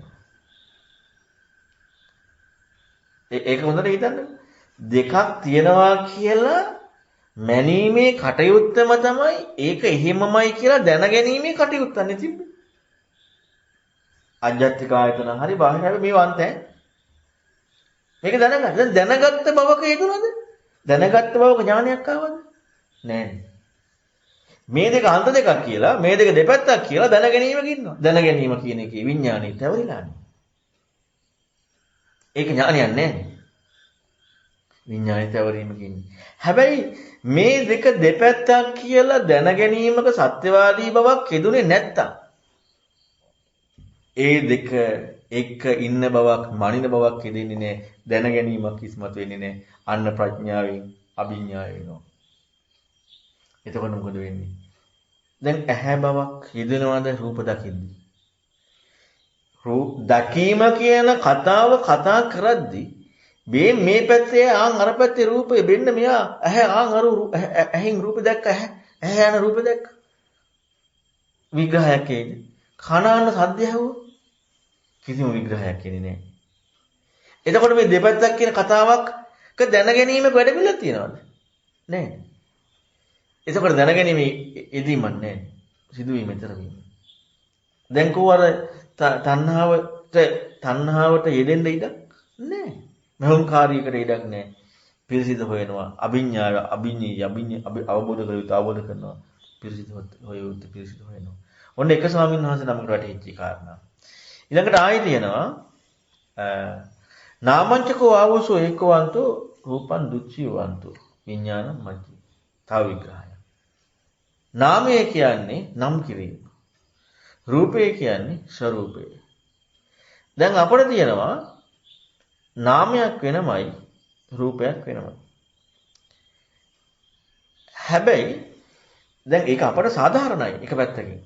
ඒ දැන් අපි රූපයක් කියන මොනවා හරි කියන්නේ ස්වરૂපයක් කියන විග්‍රහයක් එනකොටම ස්වરૂප විග්‍රහය කතා කරන්න තියෙන්නේ නම් කිරීමක් එක්ක. නම් කිරීමක් කියන කාරණාවක් එදෙන තියෙන ස්වરૂපෙ. හැබැයි දැන් මේක අපට නම් කිරීමකුත් තියෙනවා ස්වરૂපෙකුත් තියෙනවා. නෑ මේ දෙක එකටමයි තියෙන්නේ. එක මේ දෙක අන්ත දෙක.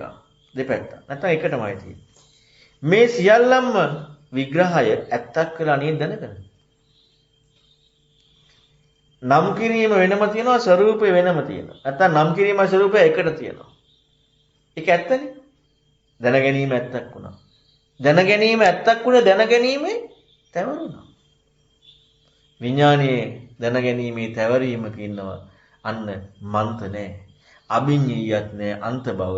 මන්ත මන්ත ප්‍රඥාවේ මන්ත බව වෙලත් නැහැ මජ්ජේ. මැද මන්ත බව වෙලා නැහැ. තැවරිලා තියෙන්නේ. ඒ දැනගැනීමකින් ඉන්නවනේ. අන්න දැන් අපි මේකට කියනවා ආරෂ්ඨාංග මාර්ගයේ මේක මැදුම් පිළිවෙත මෙහිමයි යන්නේ අරහෙමයි යන්නේ අපට ආරෂ්ඨාංග මාර්ගයක් දෙයක් කළා මැදුම් පිළිවෙතක් දෙයක් කළා ඊළඟට පටිසමුප්පාදයක් දෙයක් කළා මේ යථාර්ථවාදීව යෙදෙන කාරණාවේ මේ සිදුවෙන දැක්ම ඉස්මතු වෙන්නේ නැහැ. හැම වෙලෙම තියෙන්නේ මොකද්ද? මම අර කිව්වේ මනසට හිතෙන්නේ හිතුන බවක් මට එන්නේ. මට හිතෙච්ච කාරණාව මේකට රිංගවනවා. නැමීම කියන කාරණාව සිද්ධ වෙන්නේ නැහැ. විචක්ෂණය එකත් එක්ක වෙන්නේ නැහැ. මොන දෙවෙනි කාරණාව මජ්ජේ සූත්‍රයේ තියෙන. ඊළඟට අජ්ජත්තික ආයතන අන්ත බව, නාම රූපාන්ත බව. ඊළඟට අතීතංකෝ ආවසෝ ඒකවන්තෝ අනාගතං ဒ ුතියවන්තෝ පච්චුප්පන්නම් මජ්ජේ. එතකොට එතන හිතලා බලන්න අතීත කියන විග්‍රහයක් එක්ක ඉන්නවා කියලා හිතියා කියලා අනාගත කියන විග්‍රහයක් එක්ක ඉඳීවි කියලා. ඔය දෙපැත්තක කතාවක් සහ ඔය දෙපැත්තක කියන්නේ දැන් කියන කාරණාවක් ඇත්ත වශයෙන්ම දකින්න නැති නිසානේ. මේ යෙදුණා කියන කාරණාවේ සත්‍යයක් ඒ විදිහටම නොදකින නිසා මොකද වෙන්නේ? අන්න අතීත බවක් තියෙනවා. අනාගත බවක් තියෙනවා. හැබැයි යෙදුණා කියන කාරණාවේ ප්‍රත්‍යයෙන් උපදින බව නැත්තම් යථාර්ථවාදීව ඒ මන්ත භවෙන් දැක්කක් ඇති වුණා නම් අතීතය දැන් මේ කාරණා හරි සරලයි හරි ලස්සනයි තේරුම් ගන්න. අතීතයක් කියන එක අනාගතයක් කියන එකේ කතාව කොහොමද අන්ත භව අභිඥා කියනකොට එදිලා නැහැනේ. දැන් අනික් වරන් අපන් නිකන් නැති වෙනවා වගේ හරි හිතෙන්න පුළුවන්. දැන් මේ කාරණාව ගත්තට පස්සේ ප්‍රත්‍යයෙන් උපදිනවා කියන කාරණාව දකින තැනදී මන්තයෙක් නම් ඒ කාරණාව එක läග ගැනීමක් හිටියේ නැත්තම් අර අතීත අනාගත කියන අභිඥා වෙලා ඒ කරුණු දෙකේ යෙදෙන්නේ නැහැ. අන්න එතකොට එතන තණ්හාව ඉක්මවනවා. එතකොට ඒක තමයි තුන්වෙනි එක. ඊළඟට හතරවෙනි එක සුඛාකෝ ආවුසෝ සුඛා වේදනාකෝ ආවුසෝ ඒකවත්. දුක්ඛ වේදනා ဒ ුතියවන්තෝ අදුක්ඛම සුඛ වේදනා. දැන් මම එක කියවන එක. ඒ කියන්නේ සැප කියන එකත් දුක කියන එකත් මෙන්න මේ කාරණා දෙක වැරදි. දැන් මේ දෙකේ ඉන්නේ නැහැ. කියලා දැන් මේ දෙක වෙනම කතා කරනවා. හැබැයි ඒ දෙක නොවන බව තුල läගගෙන. දැන් එතකොට ඒක තැවරලා නැද්ද? ඒක තැවරිලා. අභිඥාය නෑ. සැප අභිඥායත් නෑ දුක අභිඥායත් නෑ. ඒ දෙක නැති බවක් කියන කාරණාවක් ඉදලා ඉන්නවා අනුතැවරීමක්. අදුක්කම සුඛ මජ්ජේ. ඒක තැවරිලා. එතකොටත් යථාර්ථ දකින්න බෑ. හැබැයි අදුක්කම සුඛ බවක් කියන කාරණාවක් යෙදුනේ නැත්. ඒ කියන්නේ එහෙම තැවරීමක් උන්නේ නැතිනම් අර දැන් සංඛාය නිබ්බුතෝ බික්කුනේ. ඒ විචක්ෂණ විමසන ගතියත් එක්ක යෙදුනා නම් සැපාන්තයක් දුකාන්තයක් කියන අන්නේ ලැබෙන විදිහට වැටහීමක් කියලා හම්බෙන්නේ නැහැ. අභිඥාව කියනකොට ලැබෙන විදිහේ විග්‍රහයක් විදිහට යන්නේ මේ විග්‍රහයක් විදිහක් හම්බුණා නම් හම්බ වීමේ බව මොකද්ද? අදුක්කම සුඛේ තැවරීම. සැපාන්තයක් දුකාන්තයක් කියන කාරණා විග්‍රහයක් ලැබීමේ බව අදුක්කම සුඛ තැවරීම. එහෙනම් තැවරලා තියෙන්නේ. එහෙනම් ඥානියාව නම් තැවරීමක් සිදු වෙන්නේ නැත්නම් අන්න ඊතර වෙනවා. බලන්නකො මේ කියන්නේ විමුක්තිය කියන නිවීම කියන කාරණාව ඒ ධර්මයේ තියෙන අර දැන් අර සංකේතූත්‍රයේ තියෙන ගම්භීර දුද්දස දුරනුබෝධ සාන්ත ප්‍රණීත කියන්නේ. සාන්ත ප්‍රණීත බව අර ඇහෙන ධර්ම පරියායත් එක්කම ලස්සනට ඉස්මතු වෙලා යනවා. ඊළඟට පස්සේ අපි කතා කරා ඊළඟට අනිත් එක තමයි සක්කායකෝ ආවසෝ ඒකවන්තෝ සක්කාය සමුදය ဒ ුතියවන්තෝ සක්කාය නිරෝධෝ මජ්ජේ. සක්කාය කියනකොට දැන් සුඛියත්වය. සුඛියත්වය කියන කාරණාව සුඛිය බව තසුඛියත්වය දැන් ජීවිතේ දැන් යෙදෙනවා කියන කරුණත් එක්ක මේක සමීපයි. ජීවිතයේ කියන කාරණාවක් අපි ඉන්නවනම් ඒ ඉදීම කියන්නේ අපට කියන්නේ මට මම බවක් තියෙනවා නම් මට මම බවක් කොහෙන් හරි කතාවක් තියෙනවා නම් මොනවා හරි විග්‍රහයක් එක්ක සුඛියත්වයක් එක්ක ඉන්නේ. හැබැයි දැන් මේක සුඛියත්වය කියන කාරණාව ඒකාන්තයෙන් මම ඉන්නවා කියන ගැනීම නෑ. අන්තභවයේ ඥානියනවා කියනකොට ඒකාන්තයෙන්ම ඉන්නවා කියන ගැනීම නෑ. ඒ දැන් ඥානියනේ මේ කතා කරන්නේ. එහෙනම් සුඛියත්වය කියන කාරණාව පිළිබඳව අන්න මේක හට ගැනීමක් කියන නෝනක් තියෙනවා. හැබැයි මෙන්න මෙතන දැන් සක්කාය කියන කාරණාව කතා කරනකොට ඥානයක්නේ. එතකොට එහෙනම් මේ සක්කාය සමුදය කියන කරුණයි මේ දෙක යථාර්ථවාදීව දකිනවා නම් නිවැරදිවම ආය සක්කායක දකින්න පුළුවන්. ආය සොකියත්වයේ කොන්න මේ තමයි මේ ආංගරක සක්කාය වියෙන් සක්කාය හිමයි සක්කාය හටගන්නේ. දැන් ඒක සොකියත්වයක් නෙමෙයිද? සොකියත්වයන්නේ. සොකියත්වයක් කියන කාරණාව යථාර්ථය දකිනවා නම් සොකියත්වයක විග්‍රහයකට එන්න බෑ. සොකියත්වයක් කියන යථාර්ථය දකිනවා නම් අන්තය කියන සොකියත්ව විග්‍රහයක් එන්න බෑ. එහෙනම් සොකියත්ව යථාර්ථය දැකීම කියන්නේ සොකියත්ව විග්‍රහය නොවෙනවා කියන එක. ඒ කියන්නේ සක්කාය නිරෝධය. එහෙනම් සක්කාය නිරෝධය කියන කාරණාවක් තැවරීමක් නේ තියෙන්නේ. යථාර්ථය දැකලා නැහැනේ. ඇයි සොකියත්වයක් කියලා වෙන්නේ සොකියත්ව සක්කාය සමුදයක් වෙන්නේ සක්කායක් කියලා සක්කායක් කියලා. ඉතින් සක්කායක් කියන කතාව කතා කරන්නේ කොහොමද? සක්කායයි සක්කාය සමුදය අන්ත දෙකක් කියන සක්කායක් කියනකොට. කතා කරන්න බෑ. එහෙනම් සක්කායයි සක්කාය සමුදය කියලා අන්ත දෙකක් කියලා අභිඥා වෙනවා නම් සක්කාය හෝ සක්කාය සමුදය කියන කතාව යෙදෙන්න විදියක් නෑ. අන්න සක්කාය නිරෝධය. එතකොට මම තැවරීමක් නෑ. එතකොට මේ මජ්ජේ සූත්‍රයේ කතා කරපු කාරණා තුළ සියල්ලගෙම බුදුරණවහන්සේ ප්‍රතික්ෂේප කරේ නැහැ. ඒ සියල්ලම සුන්දරයි කිව්වා. ඉතින් මෙතනදී අදහස් කරේ පස්ස සහ පස්ස සමුදය කියන කාරණාව එක්ක. හරි මේ ටිකෙන් මොනවා හරි අහන්න තියෙනවද ගහන්න? ඒ අන්ත දෙක දැන් දුක කාන්තයක් මේ අපේ කාන්තයක් නම් අදිටොත් මේ කියන්නේ මම කියන්නේ ඒතර තැවෙනවා කියන්නේ එතන නැග තැවෙනවා කියන්නේ ඒක. ඔව් සැප දුක අන්ත කියලා ගැනීමම අදුක්කම සුඛේ තැවෙනවා. ප්‍රඥාවෙන් දැකීම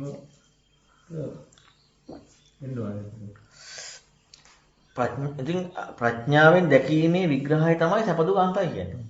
නැත්නම් සංකල්පනාව. හිතවිල්ලක් විතර. දැකීමද කියවි කියන්නේ එහෙමද?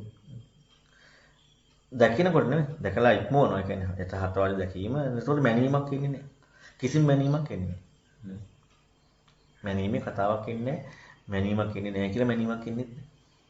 කේවලි කියන එක යා දකින්නවද කේවලි කියන්නේ තමන් දකින්නවනම් ආයෙ මනිනවනේ. ඒක තමන් දකින්නේ කේවලි කියලා කේවලි නැහැ කියලා හිකුත් එක්ක මනිනවා. ඒකම කේවලි නෑ. කේවලි කියලා දකින්නවා කියන්නේම කේවලි නැහැ කියන එකත් එක්ක හම්බ වෙනවා. එතකොට නම් කේවලි බවයි කේවලි නැති බවයි. දැන් එතන මොකද වෙලා තියෙන්නේ දෙපැත්තක් ආවා.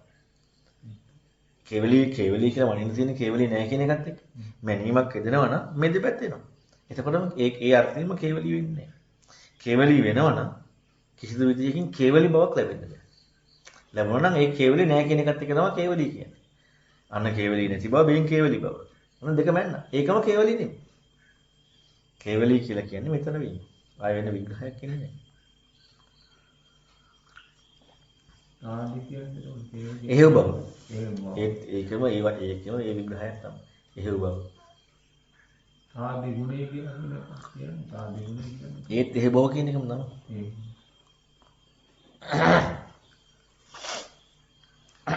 මේකේ සන්න දැන් පළවෙනි ගාථාවේ මේ අහන ප්‍රශ්නත් එක්ක මේ බුදුරජාණන් වහන්සේ කියන එකත් එක්ක දැන් සංකාය නිබ්බුතෝ බික්ඛු කියලා අර කියන්නේ විමසීම කියන එකක් කිස්මතු කරන සම විමසීමයි සිහිය කියන එක නේ ගන්න. කියන්නේ විමසමින් සිහිය වගේ එහෙම එකක් නේ ගන්න. දැන් එක පැත්තෙන් ගත්තාම අර ආතාපි සම්ප්‍රදායතිමා කියන කරුණ ටිකත් ඔක්කොම කියනවා. විමසීම දැන් මෙතන මේ කටයුත්ත කතා කරනකොට කටයුත්ත වෙද්දි මම මැදිහත් වෙලා මම විමසීම් කරනවා කියන එක නෙමෙයි. මොකද මෙතන ඒ සිදුවීම කියන කාරණාවත් එක්ක මම මැදිහත් වෙලා මම විමසීම් කරනවා කියන කාරණාවේදී සිහියෙන් මම යමක් කල්ලා විමසනවා කියන කාරණාව කතා කරනකොට මේ නසන්තිංජිතා කියලා කතා කරන්න බෑ. මොකද අපි ඒක අල්ලගෙන ඒකෙදි කතා කරන්න පුළුවන්කම ලැබෙන්නේ බාහිරින් ඇහෙන දෙයක් එක්ක විචක්ෂණය කරනවා කියලා. ඒතර විචක්ෂණය. ඒ කාරණාව ඇත්තම ඒකෙම වැඩපිළිවෙල තමයි අපි කියන්නේ සිදුවෙන කාරණාවේ වැඩපිළිවෙල තමයි අපි යොමු වෙලා කරන්න යන කාරණාව. හැබැයි අපි යොමු වෙලා කරන්න යන කාරණාව ඒ විමසීම කියන එක දැන් මට යම් කිසි විදියකින් මනසින් හිතීමේදී හිතන මම එක්ක විග්‍රහයක් වෙනවා නම් ඒක විචක්ෂණීය අර්ථාන්විත භාවය නෙමෙයි.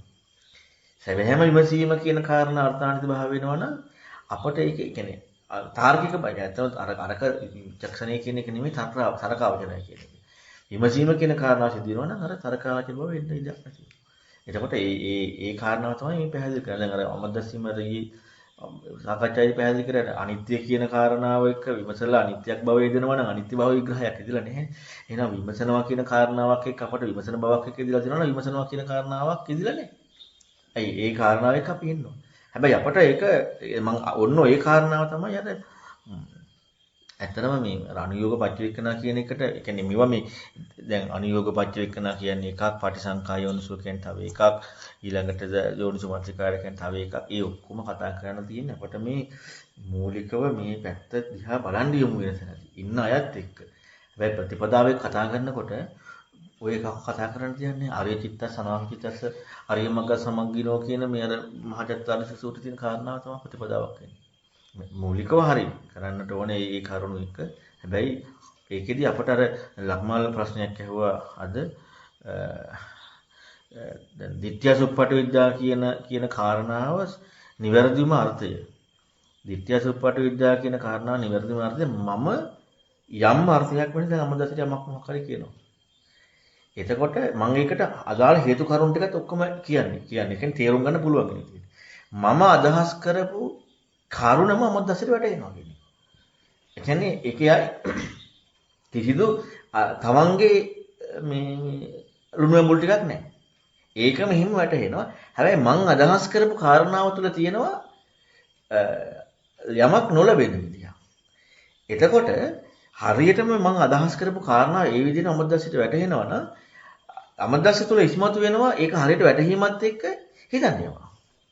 අන්න ඒකයි ditthya suppati විද්‍යාව වීමේ සැබෑම අර්ථය.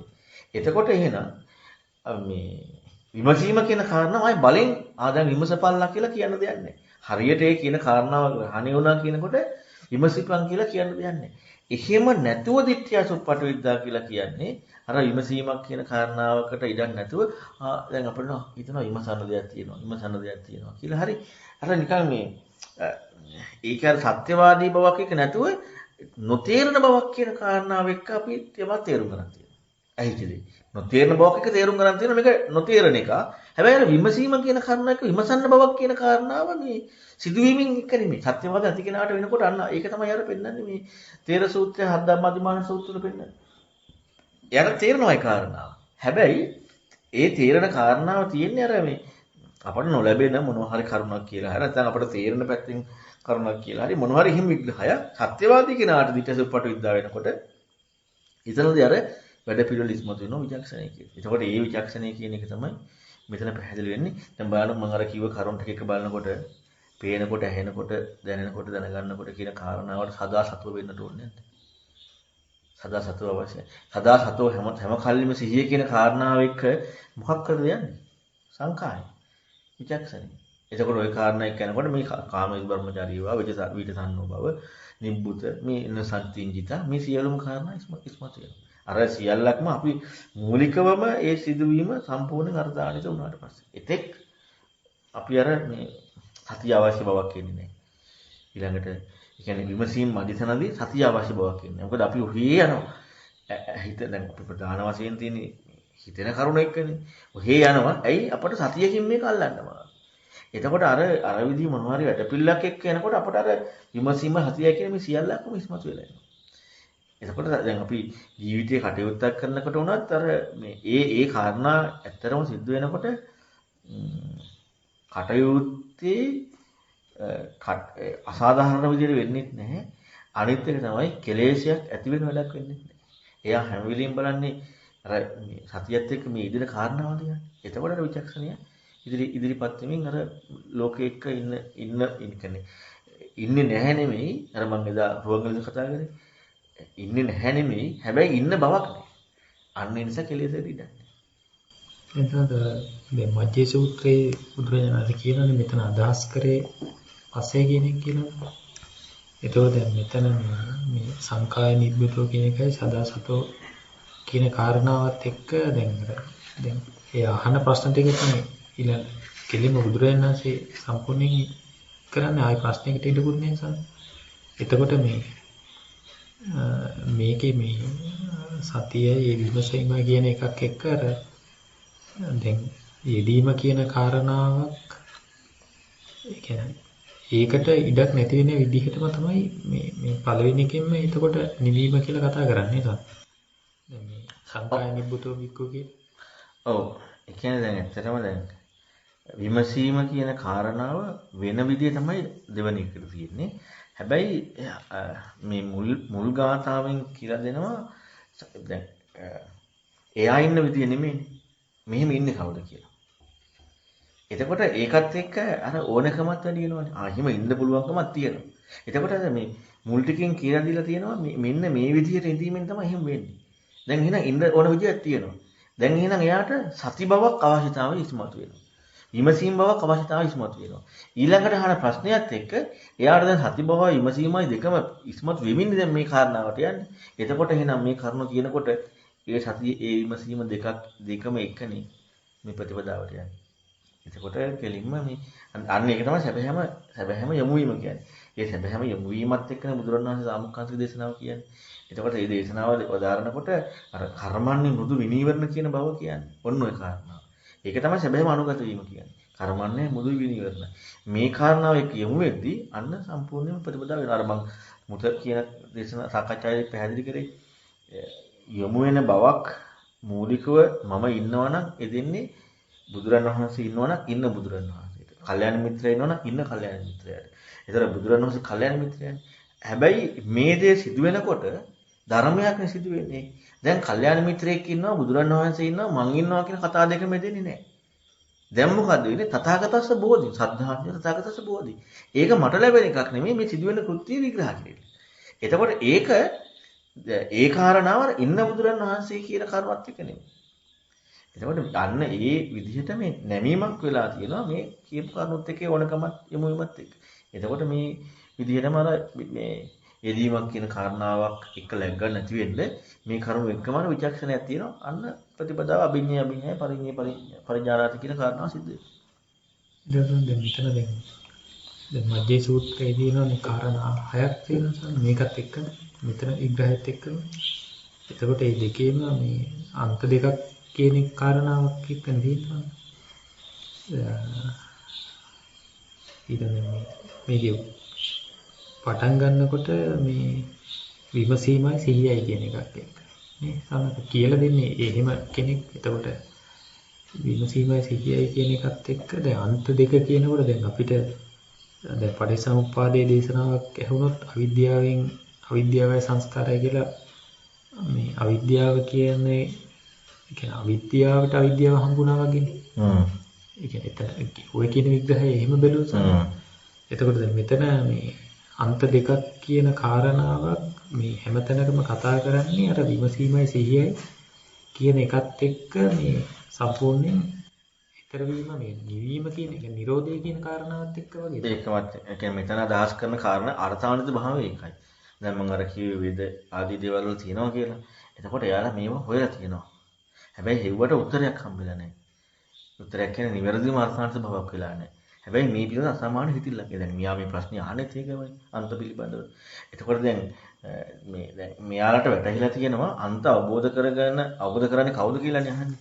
මම ප්‍රඥා මැද නොතැවරෙන්නේ. එතකොට එහෙනම් එයාලට වැටහීමක් තියෙන ප්‍රඥා මැද තැවරීමකුයි අන්ත කියන කාරණාවක විග්‍රහයකුයි. හැබැයි අවබෝධ කර ගැනීමක් කියන එකක් තමයි මැද තැවරීමක් කියන කාරණාවක් සිදු වෙලා නැහැ. එතකොට ඒ කාරණාව සිදු වෙන්නට නම් මේ කරුණ ඔස්සේ යොමු වෙන්න කියන්නේ දැන් අර එහෙම කෙනාගෙන විග්‍රහ කරානේ. එතකොට එහෙනම් ඒ බව අවශ්‍යතාවය යොමු වෙනවා. ඒ අවශ්‍යතාවය යොමු වීමත් එක්ක මොකද වෙන්නේ? මේ කියන කාරණාවේදී දැන් බුදුරණවහන්සේ වචනයකින් මොකක්වත් දුන්නේ නැහැ. එතකොට එයාට දැන් මොන හරි සිදුවීමක් වෙනවනේ. අන්න ඒ කාරණාව ප්‍රකට වෙන විදිහට බුදුරණවහන්සේ ඉස්මතු කරා. යම් කිසි කෙනෙක් අන්ත දෙක අවබෝධ කර ගන්නවා. එතකොට එහෙනම් එයාගේ හිතන රටාවත් එක්ක යොමු වෙලා තියෙනවා මේ පස්සයයි පස්ස සමුදයයි කියන පැති දෙකත් එක්ක. මොකද läග ගන්න බවක් නැහැ. මොන නැති කිංචි කියන ප්‍රතිපදාවක් දිනු කරන්නත් හොච්ච ධර්මණියක් තියෙනවා. එතකොට එහෙනම් මෙන්න මේ පස්සයයි පස්ස සමුදයයි කියන කාරණාව පස්සේ කියන්න බෑනේ අපෝ. යෙදීම කාය වෙන්න බෑනේ. යෙදීම ගුණා නම් මේක පස්සේ ගුණා නම් අහප මේක පස්සයක් මේක පස්ස සමුදයක් කියන්න බෑනේ. පස්සයයි පස්ස සමුදයයි කියනනම් පස්සයක් බව ආය ලැබෙන්න බෑ.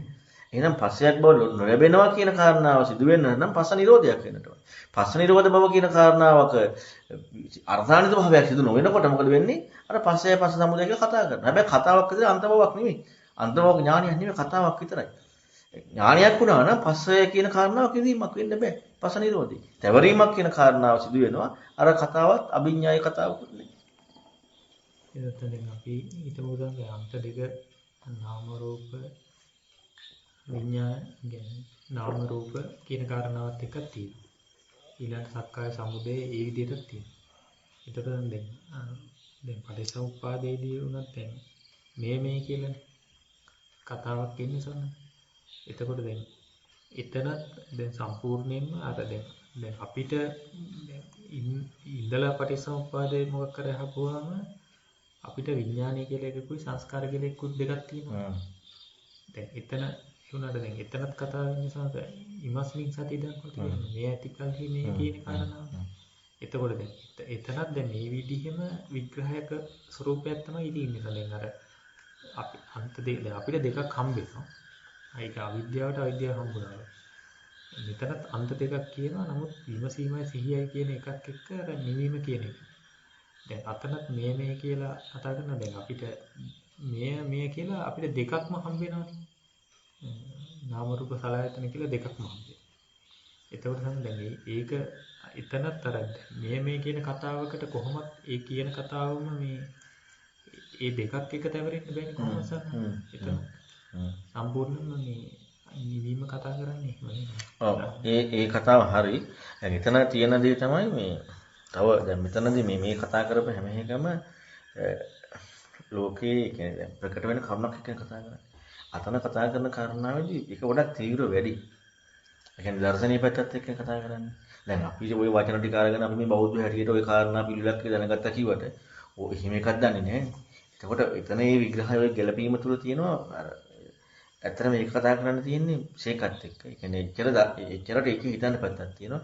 නමුත් මේකෙත් මේ දැක්ම කතා කරනකොට එහෙම තමයි මම කියන්නේ මේ මේක හිතන්න පුළුවන් ඉඩක් තියෙනවා. නමුත් අර කරුණ තුල එහෙමවත් ඉඩක් නැහැ. මොකද හේතුව ඒ සම්බන්ධය පිළිබඳව කතා කරන්නේ. එතකොට ඉතින් එතනත් ඒ දෙක ලැබුණා නම් ලැබීම කියන කාරණාවම මේ අන්ත බවක් කියන්නේ පටිසම්පන්න බවක් නේ. පටිසම්පන්න බවක් දැක්කනම් ඒතර වෙනවා. හැබැයි එතන කතා කරන එක වෙනම න්‍යායක්. ඒ කියපු කාරණාව හරි. නමුත් එතන කතා කරන කාරණාව වෙනම ප්‍රත්‍ය දෙකක්නේ. ආයේ මේ කියන්නේ දැන් අපි ගත්තොත් සංඛාර කියන කාරණාවට සංඛාර බවක් කියන දේ කතා කරනකොට අපට සංඛාර නොවන බවක් හරි නැත්නම් වෙන විග්‍රහයකින් කතා කරන්නේ.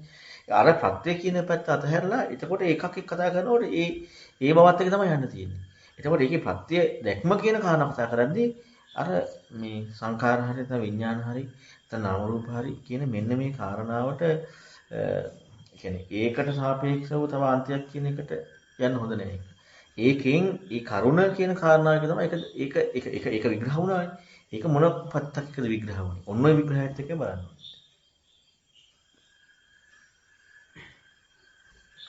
ඉගෙන අර තැවරීම කියන කාරණාව නොයදෙන විදිහේ විග්‍රහයක්. අන්න හරි. තැවරීම කියන්නේ. දැන් මේකේදී තැවරෙන විදිහත් එක්කම කතා කරන්නේ. අතනදී එහෙම කතා කරන්න බැරි වෙනවා. මොකද එතන වෙනම පරිණයක් කතා කරනවා. දැන් ඒවා වෙන්ගෙන් වශයෙන් ගත්තම කතා කරන්න පුළුවන්. හැබැයි ඔය පෙන්නන අර න්‍යාය කියන පැත්තත් එක්ක කතා කරද්දී ඒ දෙක හැටියට නම් කතා කරන්න බෑ. මොකද ඒක වෙනමම න්‍යායක්. ඒක අර තැවරීම නොවන ආකාරය දැක්වෙන විදිහ. ඒක ලැබෙන විදියක් නෙමෙයි. දැන් අපට ඒක කියනකොට අපට වෙන වශයෙන් කරුණු ටික ලැබෙනවානේ. එහෙනම් ඒ කාරණාව ලැබුණේ කොහොමද කියන එකට එක බලන්න ඕනේ. අපි ඒකට නාම රූපයට ප්‍රති විඥානික කතා කර ඒක තනිකර සංකල්පයන්නේ. අපට නාම රූපය කියන කාරණාව විතරක් අරගෙන මොකද්ද මේක නාම රූප බවක් හම්බුනේ කියලා අපට දැනෙන විදිහට එක්ක බලන්න ඕනේ. අරක නාම රූපයට ප්‍රති විඥානීය විඥාන ප්‍රති නාම රූපය කියන එක සංකල්පයක් විතරයි. ඒක අපේ අන්ත බවක් කියන කාරණාවකට යන්න විග්‍රහයක් නෙමෙයි තියෙන්නේ. සැපයි දුකයි කියන කාරණාවට හරි. දැන් අර නම් කරන ස්වરૂපයක් නමයි ස්වરૂපයයි කියන කාරණාවලත් ඒ සියලුම කරුණු එක්ක යම් හිතන්න දෙයක් තියෙනවා. නමුත් අසල තියෙන කාරණාවේ අර න්‍යාය දැක්මමයි. එතන මෙතන දැන් මේ තිසමිතියත් එක්ක ගත්තී යට කියන කාරණාවත් එක්ක දැන් එයා අහන එකක් එක ඉන්න කෙනෙකුට කියලා දෙන ස්වභාවයක් නිසා තියෙන්නේ. එතකොට දැන් එයාට අර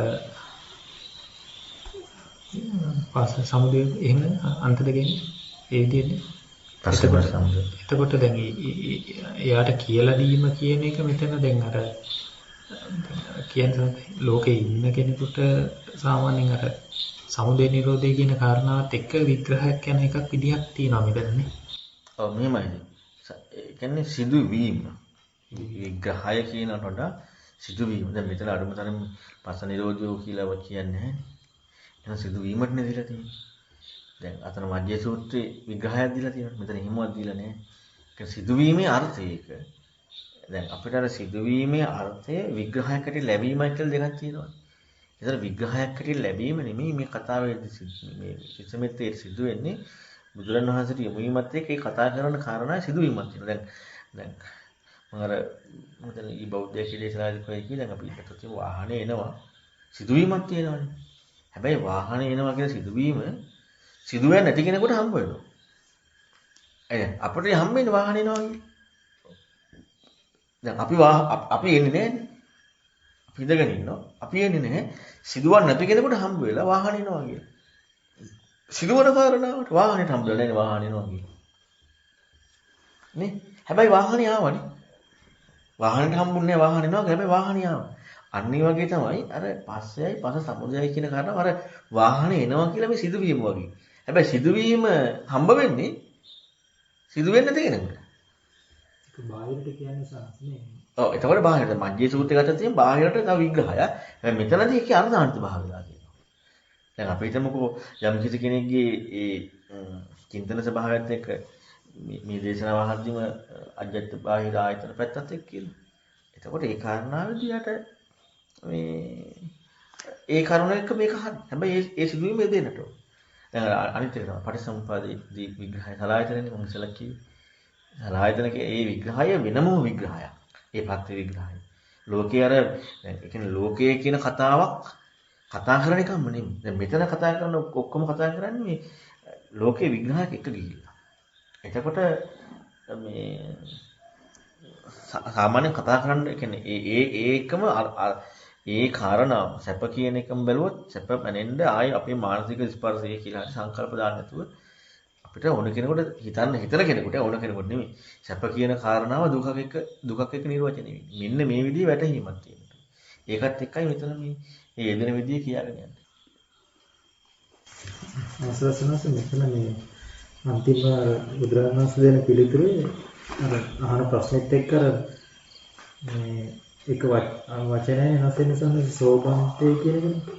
ඒ කලින් වල කාමේසු බ්‍රහ්මචර්යවා ඊතතනෝ ඒ විස්තර කරපේකටම නේද සනස් එතන මේ සම්බන්ධ දෙන්නේ එහෙමද සනස්? මෙහෙම ප්‍රශ්න කිහිපයක් දැන් ප්‍රශ්න කිහිපයක් අහන්නේ. පළවෙනි ප්‍රශ්නේ අහන්නේ කෙනෙක් සම්බන්ධ කරලාමයි. කවුද කියලානේ අහන්නේ. ඒ කියන්නේ කවුද කියලා අහන්නේ කියන්නේ ප්‍රතිපදාවකට වඩා සතුටින් මිදීම සහ සෙල නොවීම කියන එක. දැන් ඒක එක්කම දැන් ඇත්තටම යහන කාරණාව තුළින්ම යොමු වෙන ප්‍රතිපදාවක් එක්කනේ ඒකේ ප්‍රතිපදාව කොහොමද වෙන්නේ කියලා අහනවා වගේ තමයි Tamanට නැගිච්ච ප්‍රශ්නේ දර කාරණාව අහන්නේ. කොහොමද වෙන්නේ කියන කාරණාව කියන්නේ දැන් එයා හිතන ක්‍රමයක් එක්කනේ තිස්සමෙත්ටි. එතකොට මේ ක්‍රමයක් එක්ක කොහොමද වෙන්නේ කියන ප්‍රශ්නයක් තිස්සමෙත්ටි කොට නැගෙනවා. එතකොට ඒක එක්ක අහන්නේ දැන් ඒ කෙනා ගැන තමයි මේ කියන්නේ නැත්තේ නෑ. හැබැයි මෙතන කෙලින්ම අරහත්ත්වය නෙමෙයි. දැන් උඩ එකේ කතා කරොත් පළවෙනි ගාතාවේ අරහත්ත්වයමයි. නෙවීමමයි. මෙතන කතා කරොත් ප්‍රතිපදා. මෙහිම කරොත් හික්මෙනවා කියන එක. ඒ කියන්නේ මාර්ගය පිළිබඳව. මේ අතන කතා කරන කාරණාවේදී ඉන්න සන්තෝෂයෙන් ඉන්න කෙනෙක් පිළිවෙල කතා වෙනවා. ඒකට යමු වෙන මාර්ගය තමයි මෙතන කතා කරන්නේ. ඒතර සමහරවිට සංකාය කියන එතන විමසීමනේ අර මජ්ජේ සූත්‍රයේදී පරිඤ්ඤය කියන්නේ ඒ අදහසින් නෑ හොයනවා කියන එකනේ. අභිඤ්ඤය පරිඤ්ඤය කියන ඔක්කොටම සංකාය කියන එක අදාළයි. ඒ කියන්නේ සංකාය කියන කාරණාව විමසීම කියන කාරණාව මේ අභිඤ්ඤය කියන්නේ අවබෝධ කරනවා පරිඤ්ඤය කියන්නේ පිළිසිදු හොයනවා. එතකොට මේ යමක් හොයනවා කියන කාරණාවේ කියන්නේ විමසීම කියන කාරණාවට කියන්නේ අපි අභිඤ්ඤය කියන්නේ වෙන එකක් පරිඤ්ඤය කියන්නේ වෙන එකක් කියන කාරණාව අපිට ඒ පැති දෙක ගතට පස්සේ හොයන්න පුළුවන්. ඒ කියන්නේ යමක් යෙදීම එක හොයාගෙන යන ගතියයි ඒ කාරණාව අවබෝධ කිරීම කියන එකයි. මොකද්ද කියන කාරණාව එක්ක. ඒකෝට මේ ඔක්කොගෙම සිදුවන දේ තමයි සංකාය. විමසීමක් වෙන්නේ. ඒකට කාලයක් බලන්න නෑ නෑ ඒ ඔක්කොම කතා කරනකොට මේ අපි මේ චින්තන ශෛලියට අනුගත වෙන්නේ නැතුව. ඒ කියන්නේ මේ චින්තන ශෛලියට අනුගත වුණා නම් අර කතා කොහොමද දෙන්නේ? මේ සතුට නැති සැලවීමක් තියෙනවා නේද? සතුට නැහැ කියන එකත් කොහොමද ඒක යෙදෙනවනේ. එතකොට යෙදීමක් ඒක. එතකොට ඒ යෙදීම කියන එකට මෙන්න මේකයි කියන එක දැන් සංකායනික භූතෝ එක්ක කියලා අර සදා සතෝ කියන කාරණාවත් එක්ක අර එයා දැන් එයාගේ පැවැත්ම එයාට වෙන කෙනෙක්ගේ ප්‍රශ්නයක් අහන්න ඕනේ නේද? එතකොට එයාට යෙදිච්ච එකනේ අහන්නේ. එයාගේ යෙදීමක් එක්ක ඒ යෙදීම කියන එකට අර සදා සතෝ කියන එකයි සංකාය භූතෝ වික්කු කියන එකත් එක්ක මතු කරලා ඊට පස්සේ අර ටික කතා කරන්නේ නේ. ඉතින් එයා ඇති වෙන ප්‍රශ්නෙත් එක්කම එයාගේ යෙදීමම කියන එකටම ඉඩක් නැති වෙන විදිහේ විමසන එක. ඔව් ඒකම තමයි. සම්පූර්ණ. දැන් එයාට මේක සන්තුෂ්ඨ බවක් නොනිදි බවක් නැහැනේ. එතකොට එහෙනම් ඒ කාරණාවටම අලලලා තමයි එතනින්ම යමක් ඉස්මතු කරලා සහ එයා අනික හිතන ක්‍රමේ. හිතන ක්‍රමේනේ අපි මමින් උබන් තමින්ඥාගේ ඒ ඔන්න ඔය ගතිය පුළුවන් බුදු කෙනෙකුට විතරයි. ඒ කියන්නේ ඒකටම අනුකූලව පෙන්වන්න. එතකොට ඒ එකම බුදුරණස් කතා කරනවා. හිතන ක්‍රමයයි, එයාගේ ඉදීමයි, එයාගේ ප්‍රශ්නයයි, ඒ සියල්ලක් මේක දැන් අපි හිතමුකෝ මම මොන කවුරු හරි මගෙන් ප්‍රශ්නයක් අහද්දී මම හැම වෙලෙම කියන්නේ මම යාගේ කෝණේ බලනවා කියලා. හැබැයි කෝණේ බලන්ද කෝණයට කෙලින් උත්තරයක් දෙන්න බෑ ප්‍රශ්නෙන් උත්තර දෙන්න ඕනේ.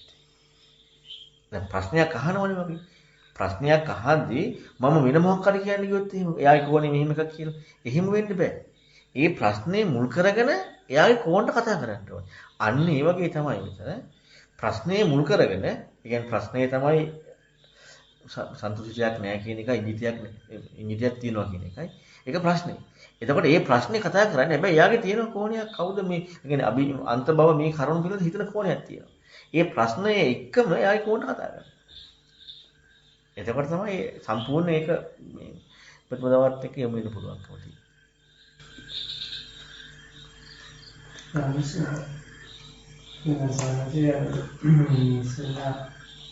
මේ කිව්වගේ මේ හිතට දැනෙන කියන්නේ මනසට ආපු කාරණේ මේ තමන්ම කියන්නේ ඒ ආපු කාරණේ ඒ කියන්නේ තමන් කියන්නේ මට මම කියලා අරගෙන ඒක සංස්කරණය කරනවා කියන්නේ. ඉතින් මට තේරෙන්නේ විදිහට. කියන්නේ එතන ඊට පස්සේ එතන අපි නැගදනවා කියන්නේ වෙනවා. ඒ වගේ දෙයක් නිසා ඔව් දැන් ඒක අපි එතකොට හිතන්න ඕනේ ඔය ඒ කාරණාව වෙන විදිහ නෙමෙයි. ඒක එහෙම වෙන්නේ දැන් අපි ගත්තොත් හිතන්නේ මනස මටයි මේ කාරණාව වෙන්නේ. හිතන්නේ මනස. හැබැයි සිදු වෙන්නේ කරන්නේ මම හිතුවා කියලා. දැන් මම හිතපු දේ වැරදි හරි කියලා කොච්චර හිතුවත් වැඩක් නැහැ. මම හිතුවා කියන එකම වැරදි. දැන් අපි මම හිතපු කාරණාව හරි වැරදි මේ ක්‍රමේ නෙමෙයි මේක වෙනස් ක්‍රමයක් කියලා මොන විදිහට හිතුවත් වැඩක් නැහැ. මොකද මම හිතුවා කියන එකම වැරදි.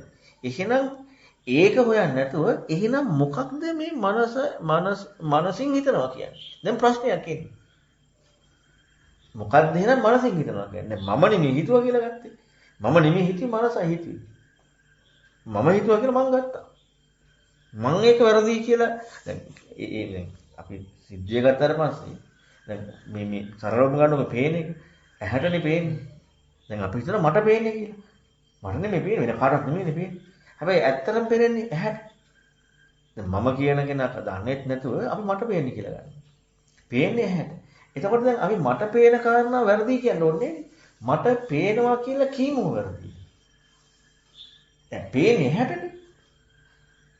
මට පේන කාරණා වැරදි කියන අවශ්‍යතාවයක් නැහැ. මට පේනවා කියන කීමම වැරදි. එහෙනම් පේනවා කියන්නේ මොකද්ද කියලා හොයන්න ඕනකම තියෙනවා. දැන් හොයන්න ඕනේ නම් පේනවා කියන්නේ මොකද්ද? හැට පේනවා කියන්නේ මොකද්ද? අන්න ඒක හොයන්න ඕනකමක් එන්නේ. දැන් කනට ඇහෙනවද එහෙම? මටනේ ඇහෙන්නේ. හැබැයි ඇහෙන්නේ කනටනේ. අපි ගන්නේ මට ඇහෙනවා කියලා. මටනේ ඇහෙන්නේ වෙන කාටවත් නෙමෙයි. කන දන්නේ නැහැ ගෙම්බින් කෑ ගහනවා කියලානේ. කන දන්නේ නැහැ නේ ඇහෙනවා කියේ. මටයි ඇහෙන්නේ. අපි මට ඇහෙන එක වැරදි කියවට අදාළ නැහැ. මට ඇහෙනවා කියලා ගන්න එක නෙමෙයි නුනේ කනට ඇහෙන එක සිද්ධ වෙන්නේ. ඉතින් මට ඇහෙනවා කියන එක වැරදි කියනකොට දැන් මට ඇහෙනවා කියලා ගැනීම උඹරද. ආයි මේක වැරද්දක් හොයන්න දෙයක් නැහැ. එහෙනම් එතකොට ප්‍රශ්නයක් එනවා. එහෙනම් ඇහෙනවා කියන්නේ මොකද? අන්න ඔය හෙවීමේ ගතිය එනවා. දැන් ඇහෙනවනේ. මොකද එහෙනම් ඇහෙනවා කියන්නේ? ඔන්න හොයන්න ඕනකමක් එනවා. හැබැයි ඒකට ඒ හොයන්න ඕනකමත් එක්ක තමයි අර යමු වීම ඉඩක් තියෙන්නේ. එහෙනම් කොහොමද වෙන්නේ? ඇතුළේම ප්‍රශ්න එනවා. එහෙනම් කොහොමද වෙන්නේ? ඔන්න ඔය කාරණාවත් එක්ක තමයි සත්‍යවාදී බව කියන්නේ. සනස එතන දැන් මට පෙරුණා කියලා ගත්තට අපි එහෙනම් මට නෙවෙයි පෙරුනේ මේ ඇහැට පෙරුණා කියලා අපි දාගත්තොත් ඒක වැරදි නේද සනස? එහෙම දාගත්තත් අපි හොයන්න ඕනකමක් එන්නේ නැතුව අපි දාගන්නවා මට නෙමෙයි පෙරුනේ ඇහැට. ඒතකොට මට නෙමෙයි පෙරුනේ ඇහැට කියලා ගත්ත එක මම ඒක අර සාකච්ඡාවේදී කියනවා. විඤ්ඤාති විඤ්ඤාතමත් වෙලා නැහැ. ඒතකොට එතන වෙලා තියෙන්නේ මම හිතුවා කියන එක. ඇයි දැන් මට නෙමෙයි පෙරුනේ ඇහැටයි පෙරුනේ කියන කාරණාව ඇත්තනේ. ඒක හිතුවේ කවුද? මනසනේ.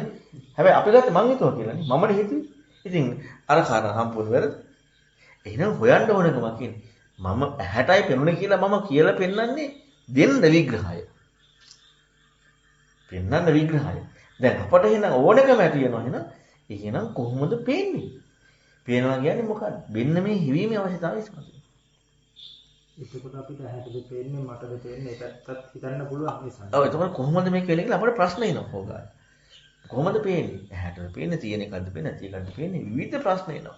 ප්‍රශ්න එක අපි හැම වෙලෙම හිතන ගතියක්. ඉවසන ගතියක්.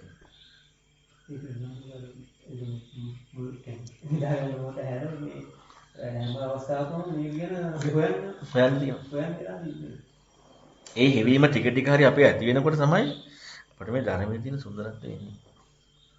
නැත්තම් ධර්මයේ මොකද මේ? කියන්නේ ලෙඩ නැතුව බෙහෙත් ගන්නවා. ලෙඩක් නැහැ. ආබේන පරිසම්පාද දකින්න කියනවා වෙන්න පංච පාස දකින්න කියනවා අන්න සිල්ලක් ඉන්න කියනවා අන්න අරව කරන්න කියනවා. දැන් මොකටද මේ? ලෙඩක් නැහැ අපට. ප්‍රශ්නයක් නැහැ. ලෙඩ නැතුව බෙහෙත් ගන්නවා. ලෙඩක් හදාගෙන බෙහෙත් ගන්නවා. ඔව් දැන් ඔන්න මම අපි හිතමු මෙහෙම. දැන් ඔන්න අපි හිතමු දැන් ඔන්න මම අරමදස්සිකේ මාත්‍රිකට කතා කරා අපි හිතමු ආතරයිටිස් වගේ. දැන් අපි මොකද කරන්නේ? ආතරයිටිස්. දැන් ආතරයිටිස් වලට බෙහෙත් ගන්නවා. කිව්වා ඇහුණා ආතරයිටිස් වගේ මේක බලන් ගියාම මේ පුංචි වේදනාවක්. දැන් මොකද වෙන්නේ? අපිම දාගෙන අපිම බොරු ප්‍රශ්නයක් හදාගෙන අපි මේකට උත්තරයක් හොයන අපොත් මේ වගේ ප්‍රතිපදාවක්. ප්‍රශ්නේ ආවනම් ප්‍රශ්නයත් එක්ක ඔයන් යනකොට ඒකට අවශ්‍ය හැබැයි ඒකට අවශ්‍ය බෙහෙත් ටික ෆාමසි බෙහෙත් තිබ්බයි කියලා ලෙඩේ දැනගත්තාම අර බෙහෙත් වලින් ටිකයි අර බෙහෙත් වලින් ටිකයි ඔක්කොම බෙහෙත් කවලම් කරලා එහෙම හරියන්නේ නැහැ. ડોක්ටර් කෙනෙක් ඉඳලා ડોක්ටර් කෙනා අදාළ බෙහෙත් ටික දෙන්නට ඕන. අපි අර බෙහෙත් තියනවා කියලා ලෙඩකුත් තියනවා කියලා බෙහෙත් බිව්වා කියලා හරියන්නේ නැහැ. ડોක්ටර් කෙනෙක් බෙහෙත් දෙන්නවා. ඒ වගේ අපරාධ හිතන්න ගතිය එනකොට මේ දේශනාවෙන් ඒ හිතන ක්‍රමයට අදාළ විදිහට කරුණු ටික ගන්න ඉස්මතු කරලා දෙන්න ඕන. බෙහෙත් ගන්නවා කියලා තමයි ඒක. ඔව්. හැබැයි බෙහෙත් ගන්න ලෙඩක් ඉන්නට ඕන. ලෙඩේ අපි හිතින් දාගත්ත කියලා හරියන්නේ නැහැ. ලෙඩේ අන්න අර ලෙඩේ එන එක තමයි අර මොහොත දැන් කිව්වේ නිදා ගන්න මොහොත අනිත් ඔක්කොම හිතනවා නම් දැන් ලෙඩක්. ඇයි ඉන්න බෑ කොයිදිකට. ප්‍රශ්නයක් තියෙන්නේ දැන් ලෙඩේට හොයනවා කොහොමද මේක වෙන්නේ? කොහොමද මේක වෙන්නේ? කියා හොයනවා. අන්න එතකොට තමයි බෙහෙත් තමයි. ලෙඩ දාගන්න නැතුව ලෙඩේ හඳුන ගන්න ඕනේ. ඔව්. ලෙඩේ දැනගත්තමනේ ලෙඩේට බෙහෙත මොකක්ද කියලා ඕනේ හොයන්න වෙන්නේ. දැන් අපිට හදවත් රෝගයක් තිබිලා පසු වෛද්‍ය කෙනෙක් හම්බෙලා හරියන්නේ නැහැ. නේ? මානසික රෝගයක් තිබිලා අස්ථි වෛද්‍ය කෙනෙක් හම්බෙලා හරියන්නේ නැහැ. එතකොට එහෙනම් අපට මේ වෛද්‍යවරයා තේරුම් ගන්න ඕනකමක් තියෙනවා. එහෙනම් ඒකෙදී අර අපි හොයන ගතිය කියන එක හොඳටම ඉස්මතු වෙන්නට ඕන. ඉස්මතු වෙද්දී ඇත්තටම එක විදිහකට ඉන්න බෑ. ඒ කියන්නේ අපි හිතමුකෝ මේ කොරෝනා හැදෙන හුස්ම ගන්න බෑ. දැන් මොකද කරන්නේ? ගිලින්ම ICU එකට යන්න අවශ්‍ය ඒ පැත්තට යමු. ඇයි අර ඉන්න බෑ. අන්න ඒ වගේ තමයි හරියට අපි හිතනවා නම් අර ආදිත පරයතුට කියන්නේ. ඇස ගිනි ගන්නවා. කන ගිනි ගන්නවා. නාහය දිවකය මනස ගිනි ගන්නවා. ඉතින් ගිනි ගන්නවා නම් අපි ඉන්නේ. දැන් බලන්නකො පොඩ්ඩක් අපි මේ මහ ගින්නකට ඉල පැනලා අම්මෝ ෂෝක් නේ කියලා ඉන්නේ. නේ? අර හිතන ගතිය එනකොට ඉන්න බෑ. කිසි විදියකින් ඉන්න බෑ. දැන් සනසර හිතන ගතියත් එක්ක එන අසරණකම නිකන් පීඩනයක් වගේ දෙන්න ඕනේ සමාජවල සනස අපි හිතන්නේ නොලැබෙන ගතියක් එක්ක අපිට අර සතුටක් වගේ එන ගතියක් වෙන සනස අපි මම සතුටු වෙන කාරණාව පීටි සම්බොජ්ජන්ගේ නෙමෙයි. මම සතුටු වෙන කාරණාව. හැබැයි සතුටු වෙන බවක් කියලා පීටි සම්බොජ්ජන්ගේ ලැබීමකුත් වෙනවා. ඒ කියන්නේ සේකයට නෙවෙන්නේ. අපි ඒක භුක්ති නොවිඳින්න ඉන්නවා කියන නේ භුක්ති විඳින්න ඕනේ. හරි විදිහට හරි අපි විදිහට එනකොට. නැත්නම් අපි හැම වෙලෙම අර මුලින්ම නිවන් දකින්න ඕනේ කියන එහෙම වෙන්නේ නැහැනේ. හැබැයි අර යමු වීම කියන කාරණාව වැඩිපුර උද්‍යෝගයක් ඇති කරගන්න නැවත නැවත කතා කරන්න ඕනේ. දැන් ඊයේ මම උදේ සාකච්ඡාවේ ධම්මකරණ කතාවේදී මේ ප්‍රශ්නේ මම පැහැදිලි කරේ ඒ කියන්නේ දැන් හිතන කෙනෙකුට හිතලා හරි කියලා ගත්ත එකක් ඔයාලම ප්‍රශ්නයවත් එක්ක ගත්තාම ඒක හරියයි හොඳයි කියන එකද ඕනේ නැත්තේ නැත්තම් ඒකත් එක්ක ඊතර වෙන කියන්න ඕනේ. ඊතර වෙන කියන්න ඕනේ. දැන් අපි හිතන්නේ දැන් ඔන්න අපි හිතමු ඔන්න මම කාලයක් මොකක් හරි කිව්වා. දැන් ඔන්න ඒක ටිකක් හිතන්න හුරු වෙලා තියෙනවා. දැන් අපි හරියට හිතනවා ෂෝක් එකට. දැන් ඕක දෙන්න ඕනේ නැත්තේ නෑ. දැන් ඒක වර්ධි කියන්න ඕනේ. එතනින් ඉක්ම වෙන දෙන්නට. අපි හිතන්නේ හැම වෙලේම läග ගන්න බැහැ ගන්න. ප්‍රතිපදාව ක්‍රමානුකූලව ඉක්මවනවා කියන්නේ නැත්තම් කොහෙන්ද läග ගන්න.